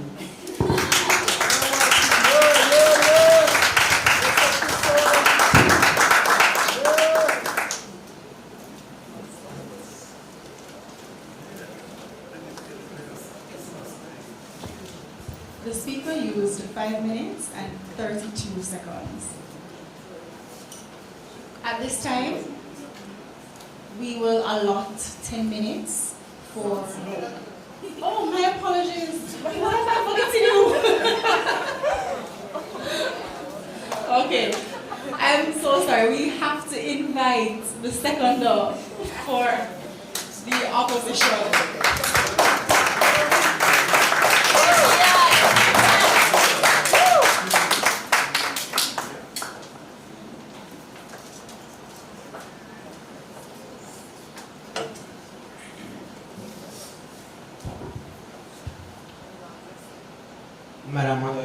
Madam Moderator, honorable judges, my esteemed opponent, my colleague, ladies and gentlemen, good evening. I concur with my colleague who stated earlier that children should be allowed the time to be children, and we risk rewarding childhood by placing the responsibility of voting onto the shoulders of younger age groups. Madam Moderator, time and time again, we see students being exploited for one reason or the other. Already, a recent climate change rallies at the United Nations and in Washington DC have caused hundreds of thousands of children to skip school to protest. Teenagers are encouraged to get involved, have a say. However, as much as it is encouraged to include the younger generation, we can't ignore the cry that children are growing up too fast. Lowering the voting age to 18 back in the 1970s brought great responsibility for the 18-year-old, some of which we still suffer from today. Why then is it being proposed that we force these children into adulthood at an even earlier age by lowering the voting age to 16? We must recognize that children are already bombarded with the pressure to excel at school or to be sporty. Where do we draw the line? Secondly, Madam Moderator, very few 16-year-olds are interested in politics or even possesses civic knowledge. In a recent interview conducted by some students at the Saddle Secondary School, it has been concluded that the political system is unappealing to many young people. Majority of the young persons are only aware of the name of the Prime Minister, the leader of opposition, the Deputy Prime Minister, and their constituency representative. Outside of that, they have very little knowledge of the other ministers and their portfolios. How then will you expect them to even show up at the polls to vote when they are not even interested? The focus, however, should be placed on educating the teenagers so that they will be better equipped to vote at the age of 18. Additionally, Madam Moderator, 16-year-old will not be able to realize the real-life consequences that the result from their voting decisions, since the majority of them are not independent. For a 16-year-old, employment provides the closest form of insight into the life of an independent adult. However, a study conducted by Nicholas Okazaki concluded that only about 9% of 16-year-olds are employed. Thus, they have reduced responsibility and will not be directly affected by the government which they elect. Madam Moderator, another major problem is the votes cast by 18-year-olds are susceptible to outside influences. A study conducted by the National Center for Biotechnology Information concluded that resistance to peer pressure actually increases linearly from age of 14 to 18. This study proved that peer pressure will impact a 16-year-old more than an 18-year-old. Hence, lowering the voting age, many biased votes will be cast. Consequently, we cannot know the extent to which these young voters will be externally influenced.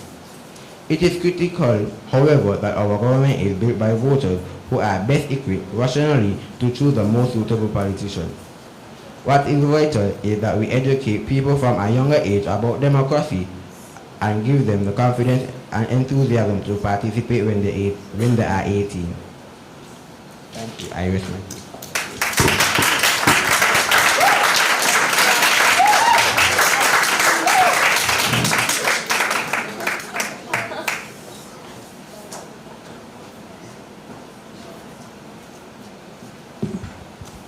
Notwithstanding my error, this speaker was able to complete his mission, and he completed it in 4 minutes and 29 seconds.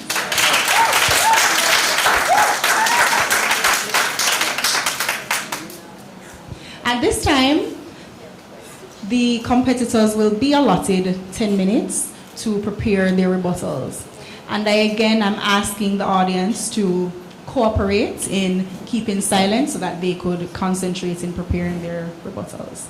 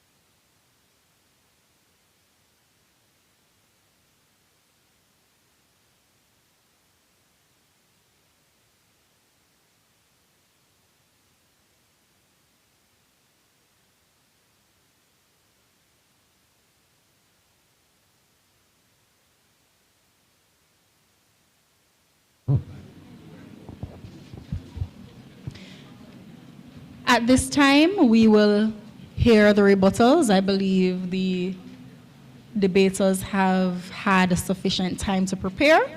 So we will first hear from the opposition. I welcome the opposition to give their rebuttal first. Please welcome.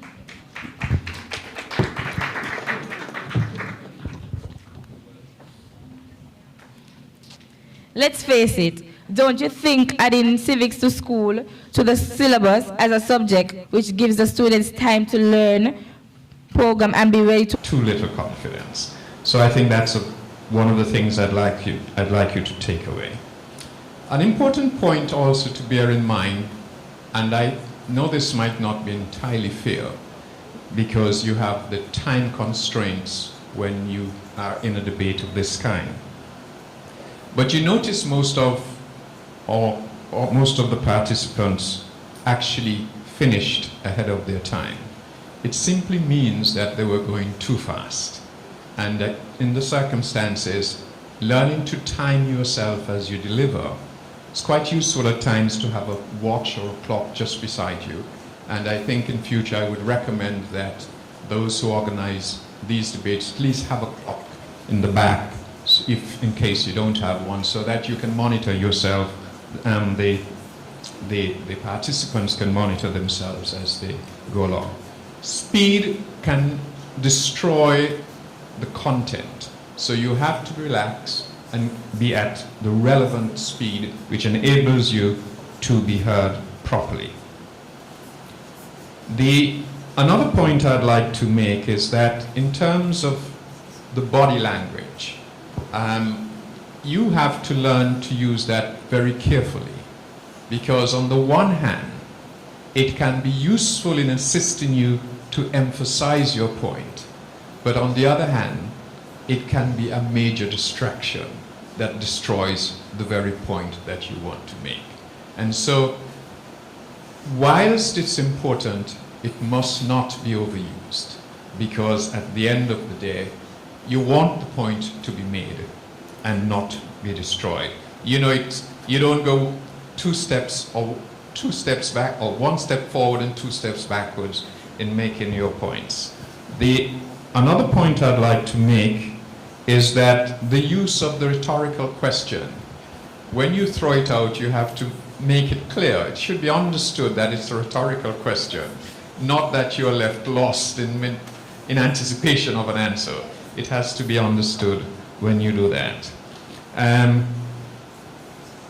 The other point I'd like to make, and this you may or may not have been told, but one of the most useful things, and I have to make a confession, that in my youthful days, one of the things I did was to practice in front of a mirror. You look at yourself, it gives you a feeling as to, an understanding as to how you're coming over. And if you can do that, you will be surprised the level of confidence that you can approach these exercises with. Oh yes, one other point that I wanted to make is that the question of modulation, that's very important, because you can't overdo it. You can be too loud, which then makes it difficult for the point to be made.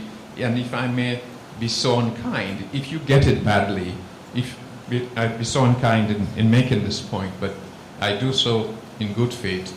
If you do it badly, it can almost become screeching on the ears, and you destroy, you turn off the individuals. So, but at the same time, don't spend your time muffling it either. So, and that is why it's somewhat important to do two things: practice in front of the mirror, and as soon as you can have the opportunity to use a mic, learn how to use it, it's all important. But overall, I don't think that my comments should be seen as in any way negative criticisms, but criticisms that give you, especially those who are going into the finals as a result of what the judges would say. I hope there will be something of use to you in going forward. Thank you very much. And again, I'd love to congratulate all of the participants, because it was a good exercise, good experience, And I know how difficult it is, because sometimes standing up is just as terrifying. Right? Thank you very much.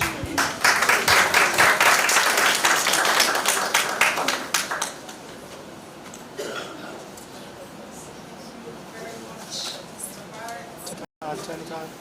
Turn the mic on. Turn it on.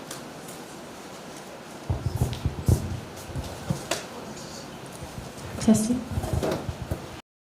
Mr. Barnes, I hope our participants were taking notes. I hope you heed to his advice.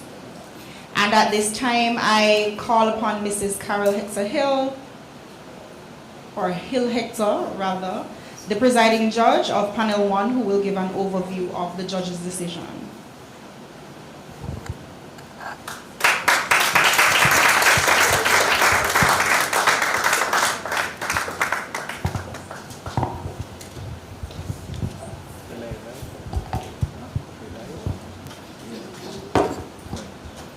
Good evening, everyone.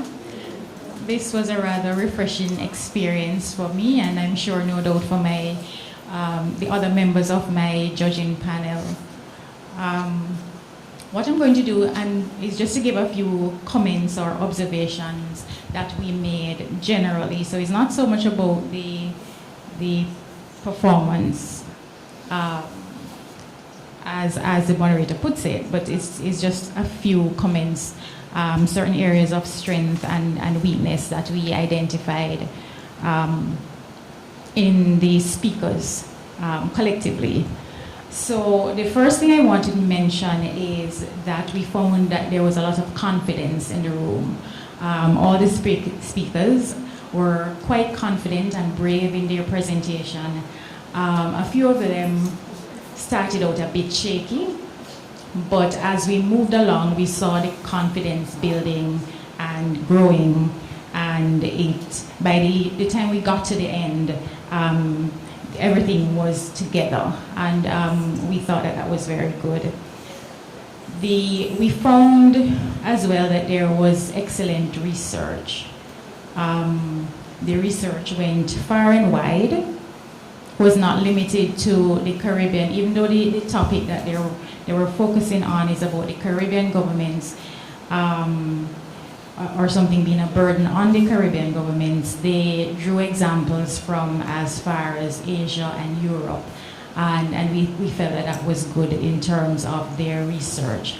Once or twice we heard mention of something that sounded factual, but there wasn't any real statistics to support it, and something that speakers have to be careful of when you make a statement or you make a declaration of something. You want to be sure that you have the statistics to support it, or some source that you're quoting from. But by and large, most of the speakers handled that aspect of it very well. It was only once or twice that came out, perhaps from only one of the speakers. The overall ability to engage the audience, we found that the speakers in the first debate did very well at that as well. They were quite good. As mentioned by the person who spoke before me, the gesticulations or hand movements can sometimes be a bit distracting, and so that is something that you have to be careful of. Again, it came up in perhaps one or two persons' presentation, so it's not something that was that all the participants suffered from, but we noticed it and thought it was something that we could mention. On the downside as well, you have to be careful when you are making a presentation that you are consistent throughout. When you have an opening remark, you don't just want to put it in for the sake of having a nice quote or a catchy phrase to start with. It sometimes conflicts with your presentation.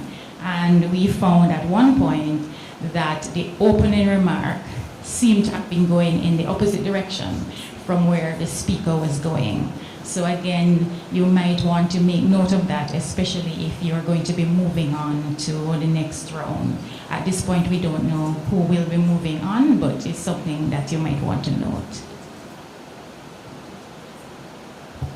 In relation to the structure of the presentation, some speakers started out with an outline or a basic structure, and then as they go along, they were able to amplify each point.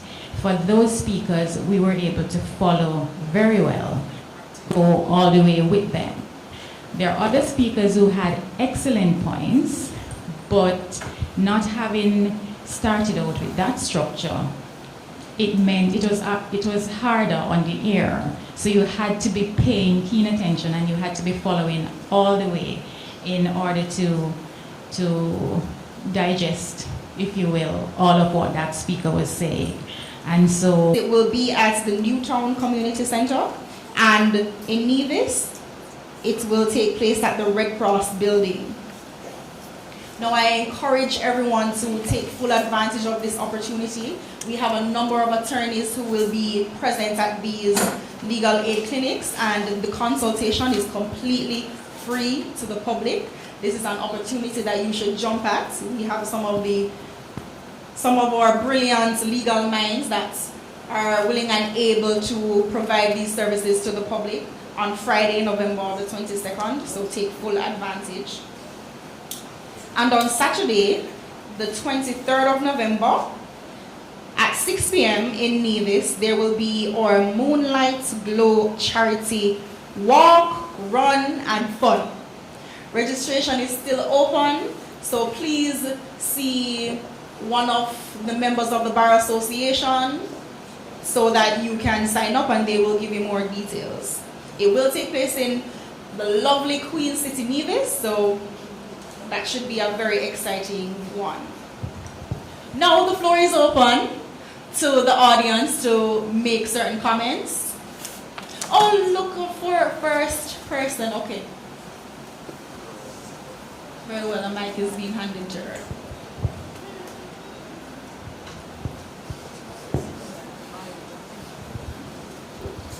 Yes, good evening, everyone. I would like to, first of all, congratulate the students. They did a really, really awesome job. One of the things that I realized, especially when the second topic was considered, about reducing the age of voting from 18 to 16, the amount of research that clearly went into that mood, because I did not realize that that was a topical issue that would have been dealt with in so many different countries of the world. One of the things it brought to mind as well, based on some of the presentations that were made, was that even if you reduce the age to 16, based on the statistics that we got from the United States, would the 16-year-olds take advantage of it?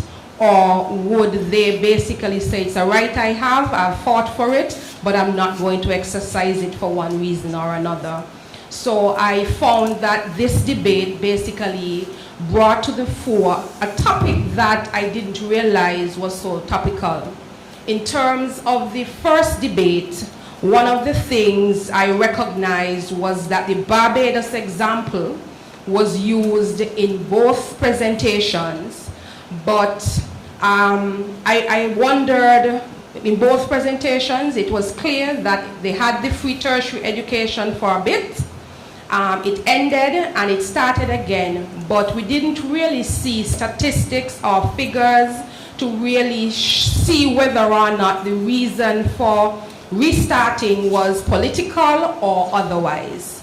But it was good to see that one example was used by both sides for their own, for the advancement of their own arguments. So I just wanted to congratulate the students. They did a really good job, and just encourage them to continue participating in events and debates like these. Most of them, I'm sure, are 4th and 5th formers. And even though it's a time where you have a lot of SBAs, you know, you have exams that you have to do, it is opportunities like these and opportunities that you take to participate in competitions like these. This is what will stay with you even after you graduate. And the lessons that you would learn from debating is something that will follow you throughout your life. So I'm just going to encourage the students to keep going. And I'm hoping that next year we would have an even bigger competition with more schools.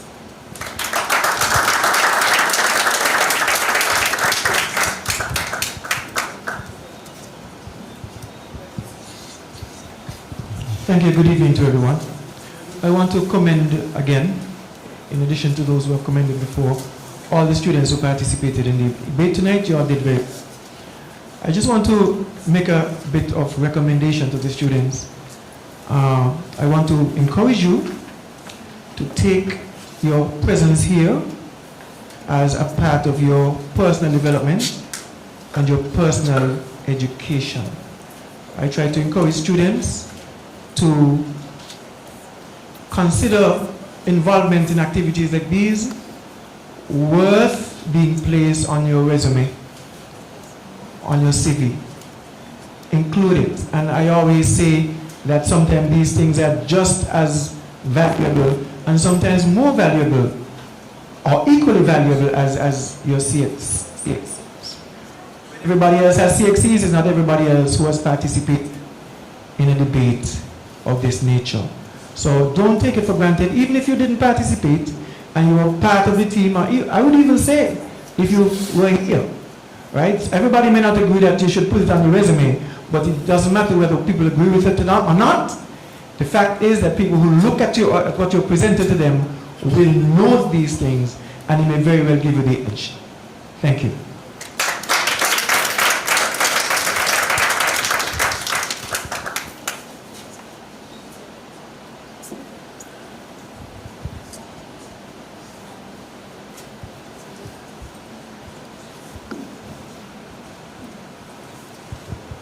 Do we have any other comments?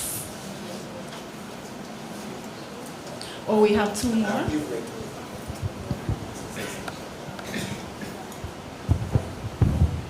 Good evening. I would also like to congratulate all the students who have participated tonight, those who even came in attendance. I would actually challenge most of us who are here in terms of the information received. Were we familiar with the debate surrounding the 16-year-olds being available to vote, or for those who would have argued the education and free education in Barbados? Before this debate, were many of you aware that it was there for a period of time, it was cut out and then it was put back in? Or even more pertinently, do you know that most of our Caribbean leaders now today would have benefited from free tertiary education, including our former Prime Minister, Dr. Denzel Douglas, here would have benefited from free tertiary education. So there's a bit of information that I'm glad I came because I did not know, so thank you for informing me. One thing I would suggest is that the more you practice what you believe, the more you practice what you research, is the more comfortable you become with the information, and this goes for all the debaters, so that when it comes to the rebuttal stage of it, or when you have to answer again, the information becomes part of you because you've read it so many times, you're so familiar with it, so even when there's time to counteract what your opponent is saying, there's a bit of fluency there that you may not have found if you just try to read a speech or read a debate. So what I would want to encourage, no matter who goes forward, whether it is for this debate or for other debates or other types of public speaking, take that additional 5-10 minutes. I think the Honorable QC Bart suggested do it in front of a mirror. You don't necessarily need to have persons there watching you. You could self-criticize. You know when you make a mistake, but get familiar with the information. Become one with it almost, so that no matter what happens out here, if you make a mistake, you catch it again. If your opponent throws a boomerang at you, as it were, you'll be able to dodge it and come back with something of your own because of that familiarity. But congrats to all that are here, congrats to all that are presented, and I really do hope you guys continue in the spirit that you're doing.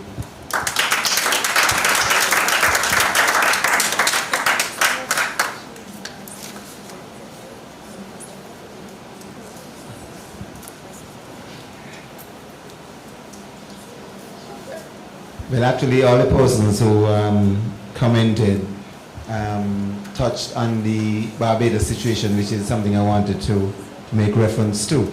Let me begin by commending all of the debaters.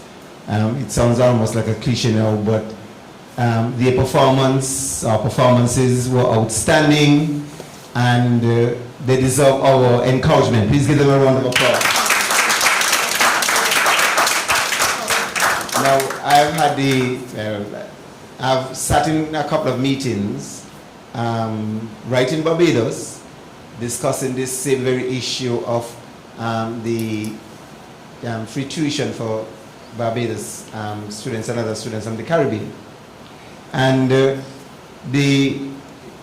one occasion, the Minister of Education himself, Ronald Jones, the ex-minister that is, spoke about the pressures that were brought to bear on the government when they took up office. And I think it was under that government that the program had stopped.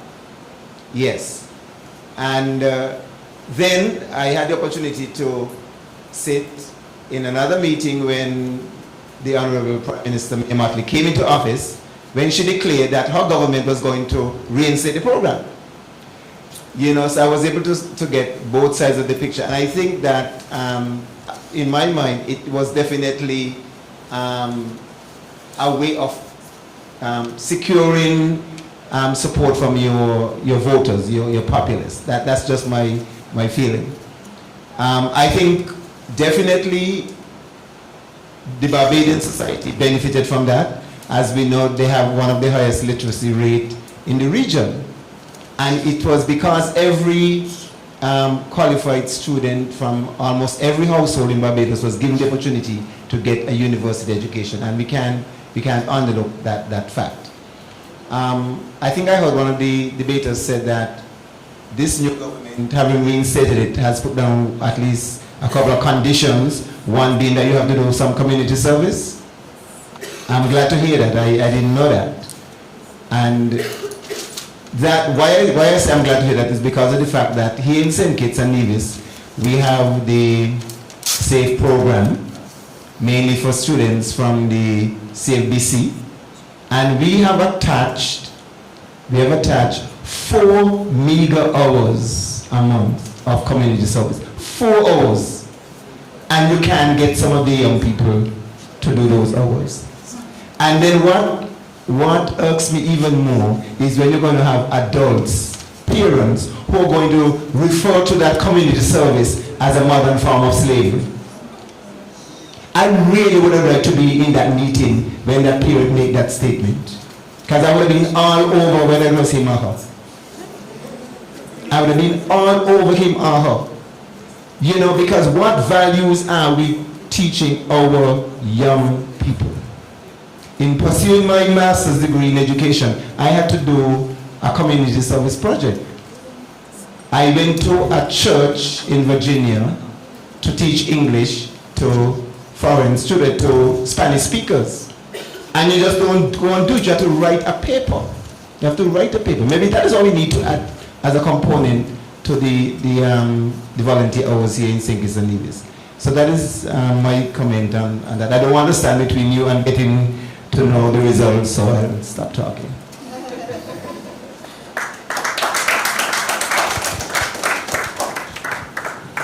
Thank you very much. At this time, I invite Mrs. Dahlia Joseph Rowe, who will give brief comments on debate number 2. Please welcome her.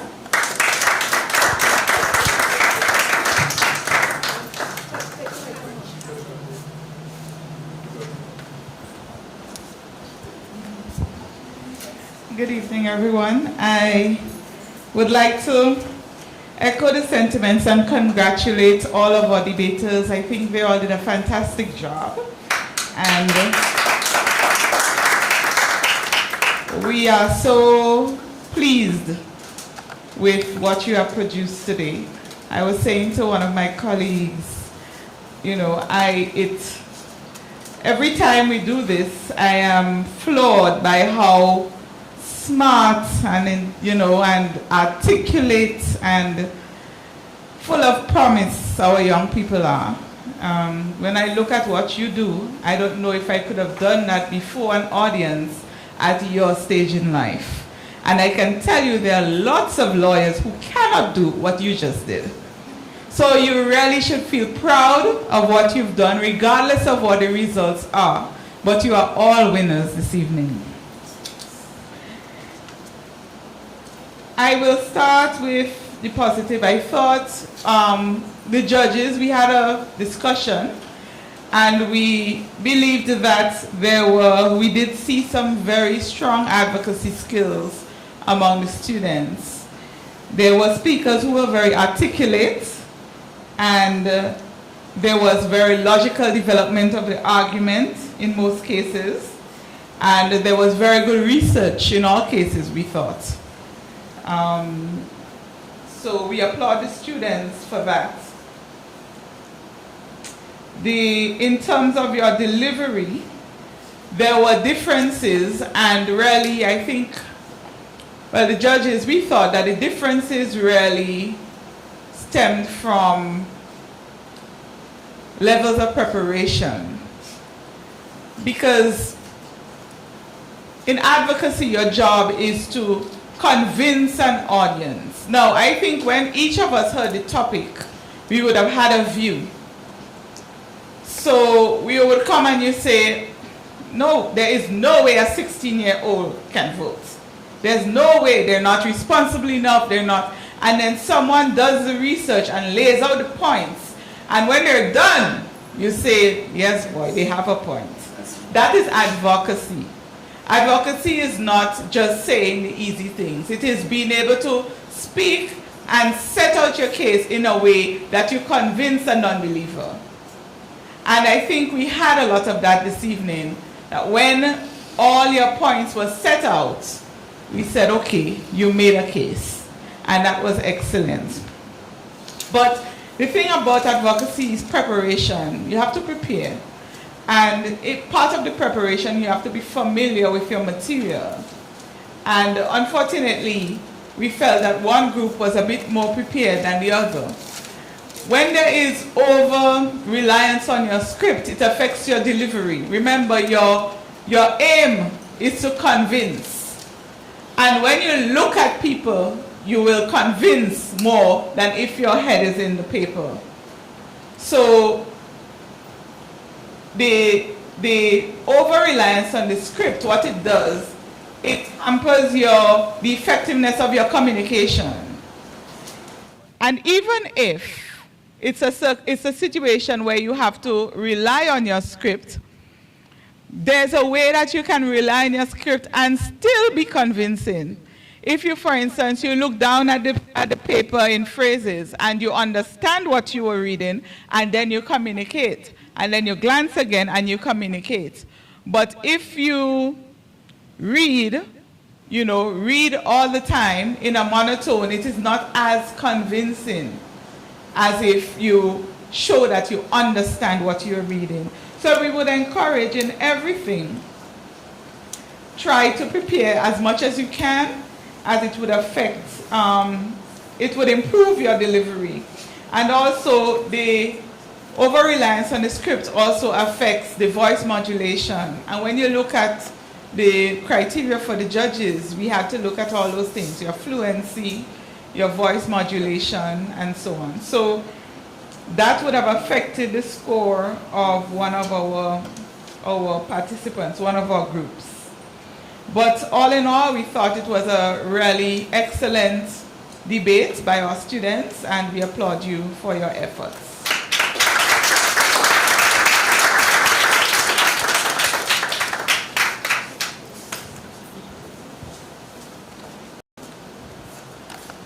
Please don't leave, Mrs. Joseph Rowe. At this time, we will be issuing the trophies for participation. So as I call your name, please come forward.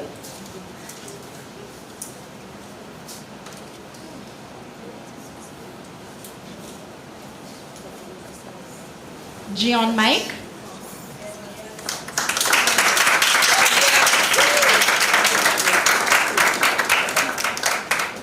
and he is from Sadler's Secondary School.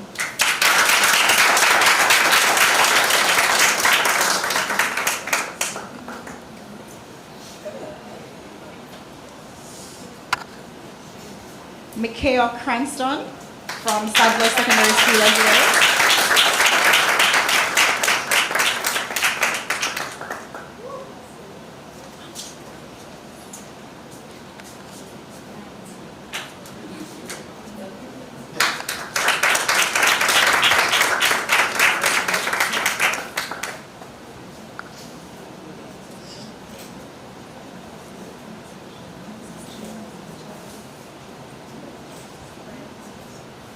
Jaden Sebastian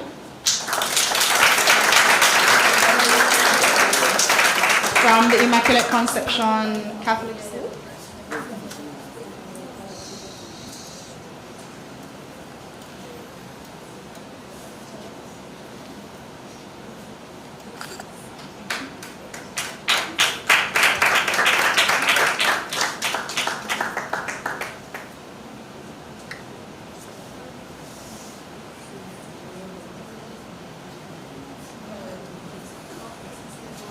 Alex Marshall from the Immaculate Conception Catholic School. Or a representative might accept the trophy on his behalf.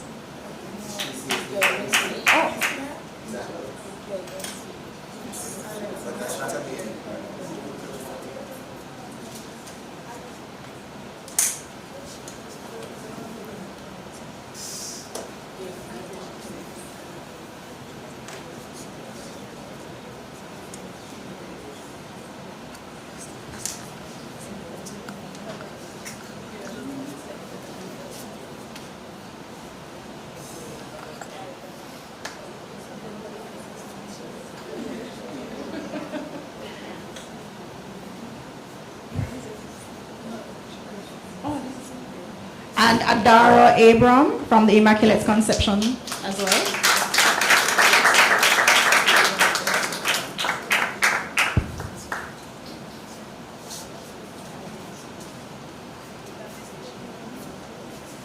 Might we give a final round of applause, congratulating our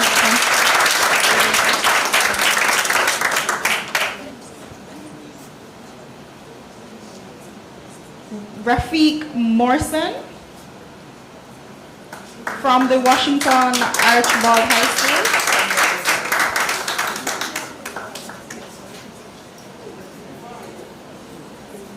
Chair.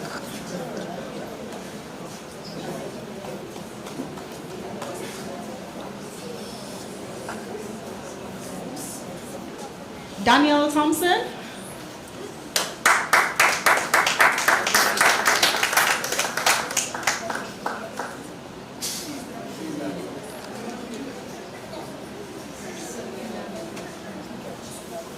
Shadija Green.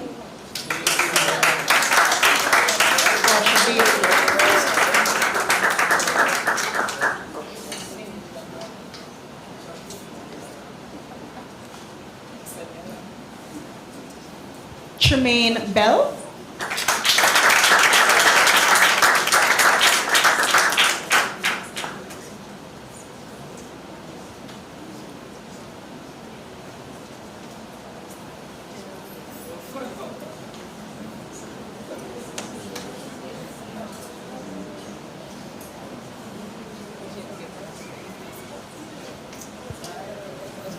Sion J. Thomas from Charles E. Mills Secondary School.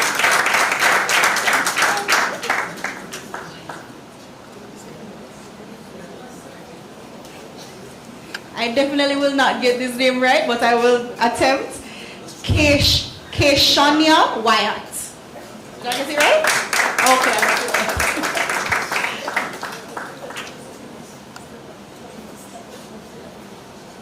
Khadija Egan.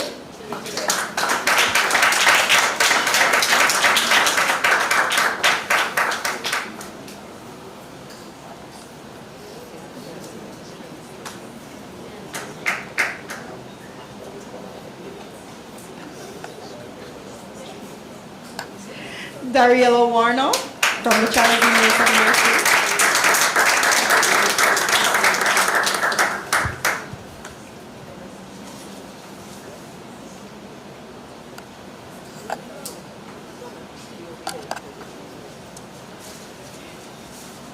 I know you're anxiously awaiting the winners. However,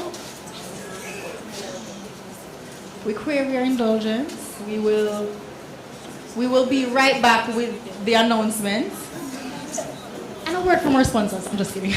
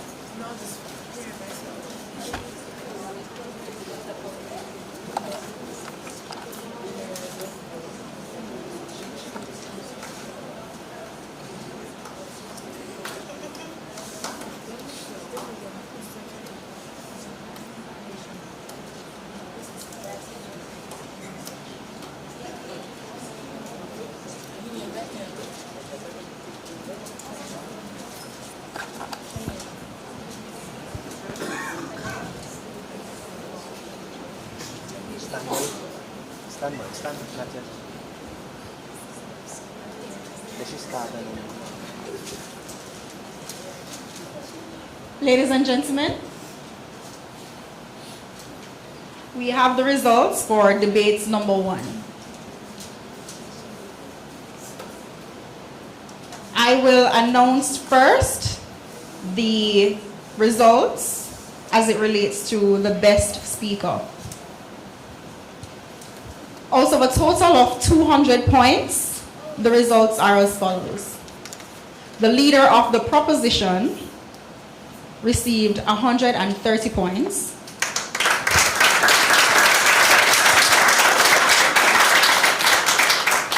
The leader of the opposition received 138 points.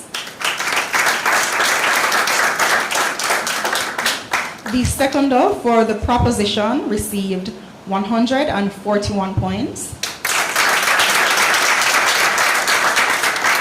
And the seconder for the opposition received 128 points. So the best speaker is the seconder for the proposition, Ms. Khadija E. Jenny.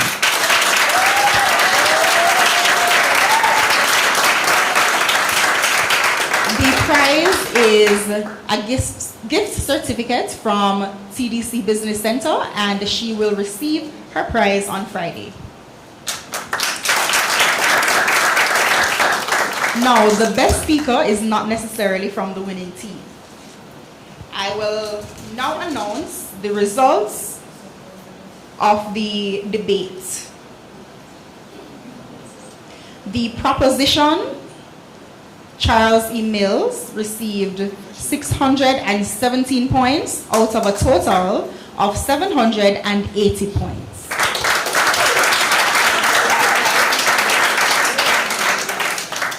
The opposition, ICCS, received 559.5 points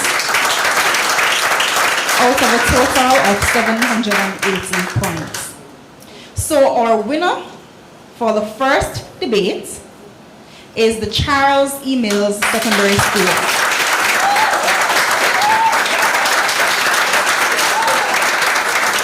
And they will advance to the finals on Friday.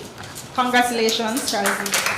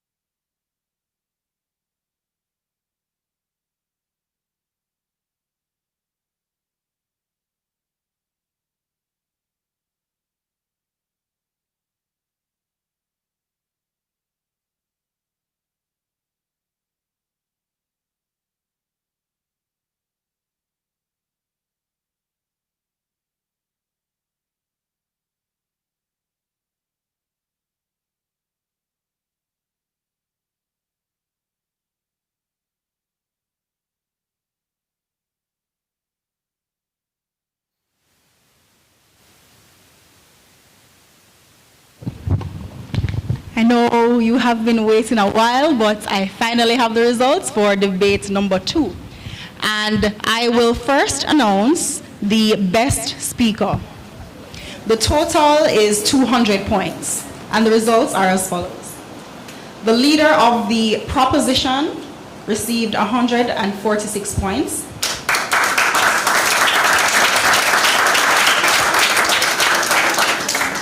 The leader of the opposition received 122 points. The seconder of the proposition received 133 points.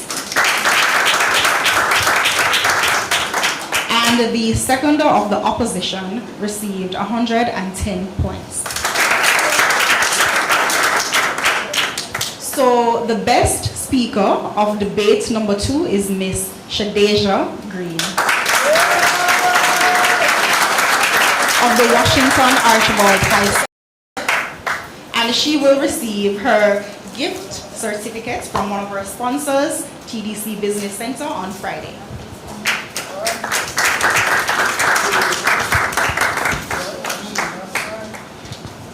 Now for the scores for the overall debate. The proposition, Washington Archibald High School, received 614.5 points out of a total of 780 points.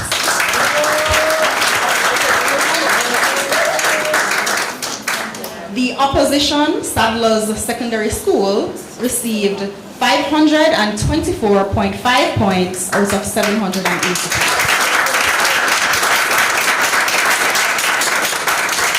So the winner for the second debate is Washington Archibald High School, who will advance to the finals on Friday. But can we give a final round of applause for all of our debaters this evening?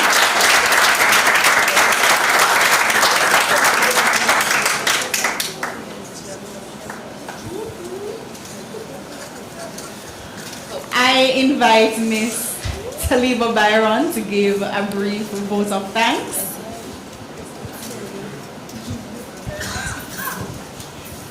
Good evening, everyone. I wish to adopt the protocol that was established earlier. It's my task just to say thank you. It's my honor really to say thank you. I wish to thank the moderator, Ms. Rochelle Duncan, who stepped in at short notice to moderate these proceedings after we had an incident this morning. And I want to say thank you, Rochelle. You did an amazing job on such short notice. Thank you to our permanent secretary in the Ministry of Education, Mr. William Vincent Hodge, for giving your remarks and your encouraging words to our students, which I hope they will take on board. Thank you to Pastor Gums. I believe she left, but we want to record our thanks to her for invoking God's presence earlier today. And to Ms. Shadiman Roberts as well for singing the national anthem so beautifully today.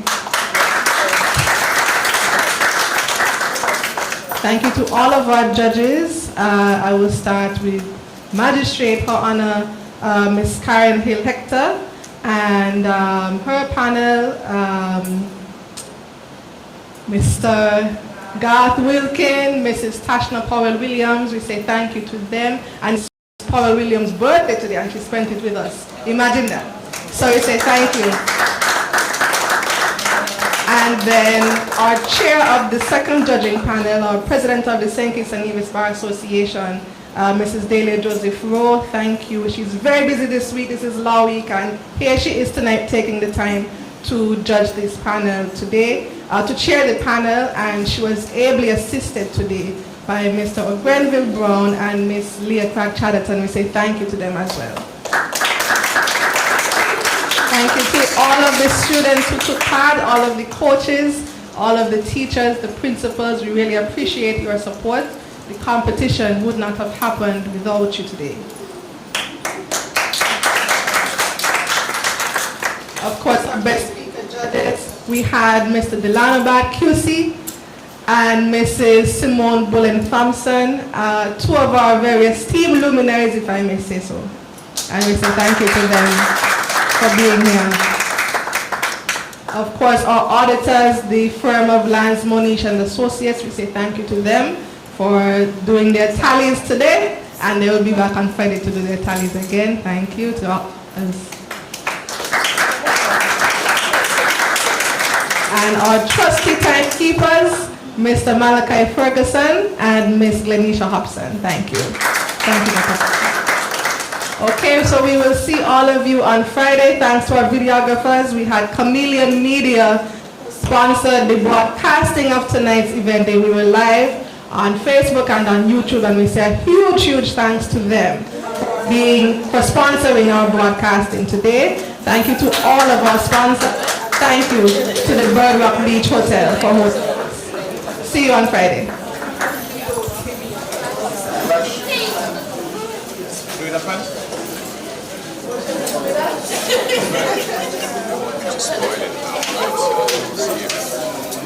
It's off.